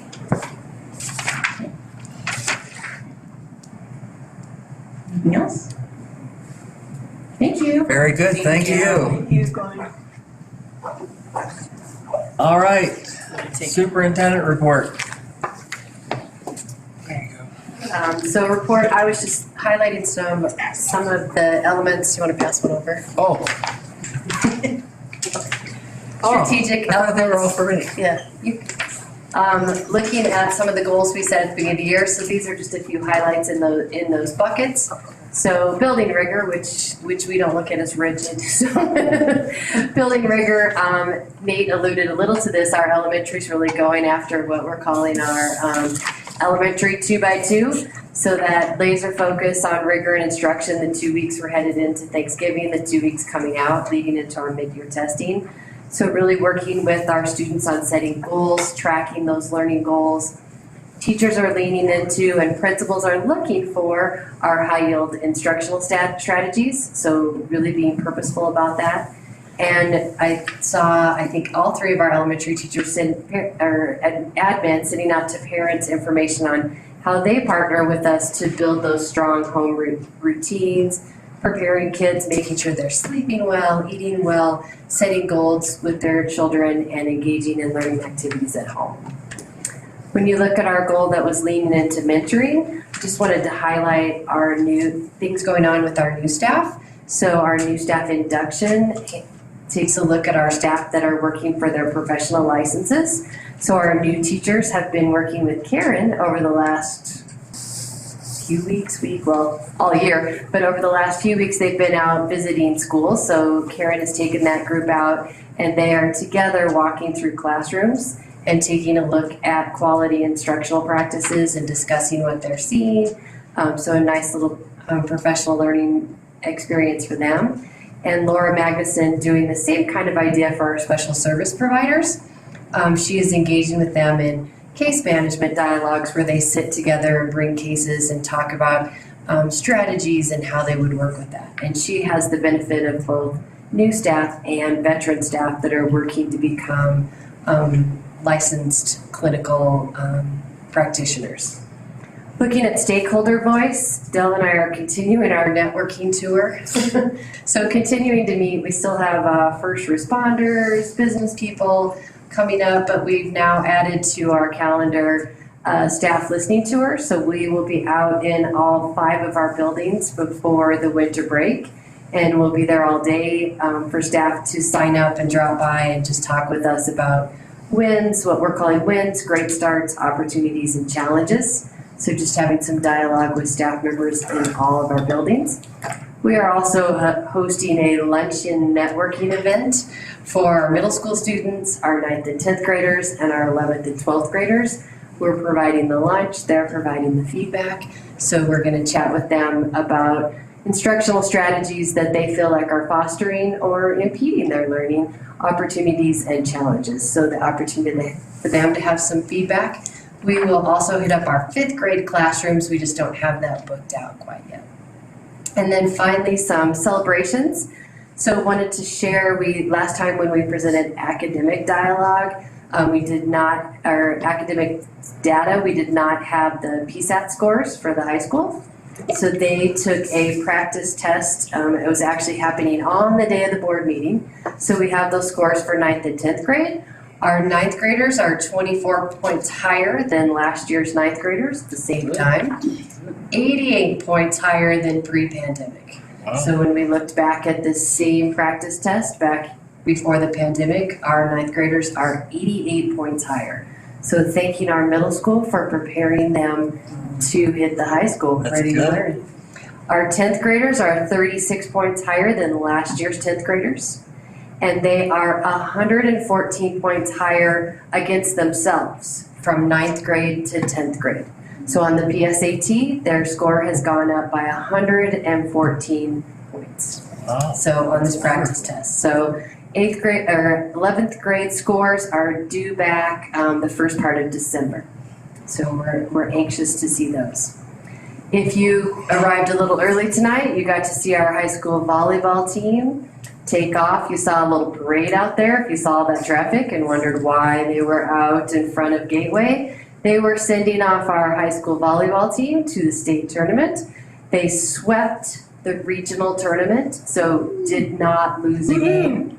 And that was not at home, that was away, so they swept that. They play tomorrow at 11 a.m. in the state tournament, first time in 30 years Okay. to send the team up.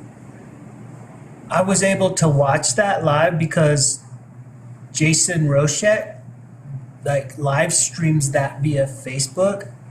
And I'm hoping that he'll do that for the state as well. I don't know if he'll even be there. I'm imagining he will. You think so? Yeah, I imagine he will. And so I just want to point out that if you're, like most of us are unable to go travel and watch the game, Jason Roshek live streams those games on his Facebook page. Wow. It's really fun to watch. It will also most likely be on the CHASA website. Great. So we'll be streaming it, probably not Jason Roshek's version at our high school. He's a good commentator. He's Yeah. really pretty fun behind the scenes. We'll be streaming that tomorrow for our students also to That's watch fun. here at the high school. It's great. And then just put some upcoming events there. Veterans Day, please join us this Friday. It is a grand affair at 9:30 at the high school gym. It is posted as a meeting, so you all may be there. This weekend, also make sure to get your Treasure Island tickets to the play. Mr. Burr is no longer here, it's past his bedtime, but he is debuting in the show and has quite a dramatic part if you wanna see that. Empty Bowls Night is next November 17th from 5 to 8 at the Cultural Center. So our students across the district have been making little clay bowls and they're firing them. And you can pay your $10 and you get to take away a bowl and soup. So one of those handmade bowls. So please join us there. It is all of our schools. And then Thanksgiving break, the week of November 21st. Thank you very much. Any questions? All right, Board of Education reports.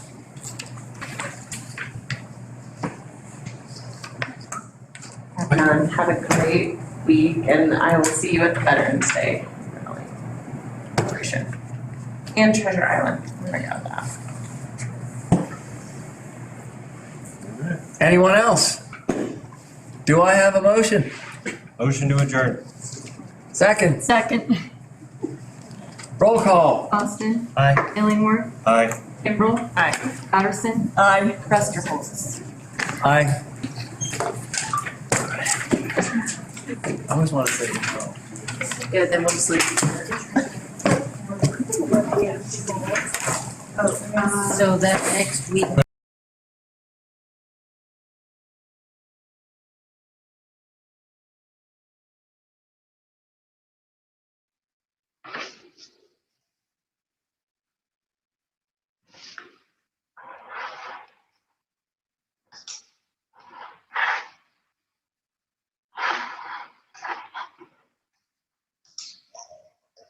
Today, I want to show you how to use the community using the mobile app.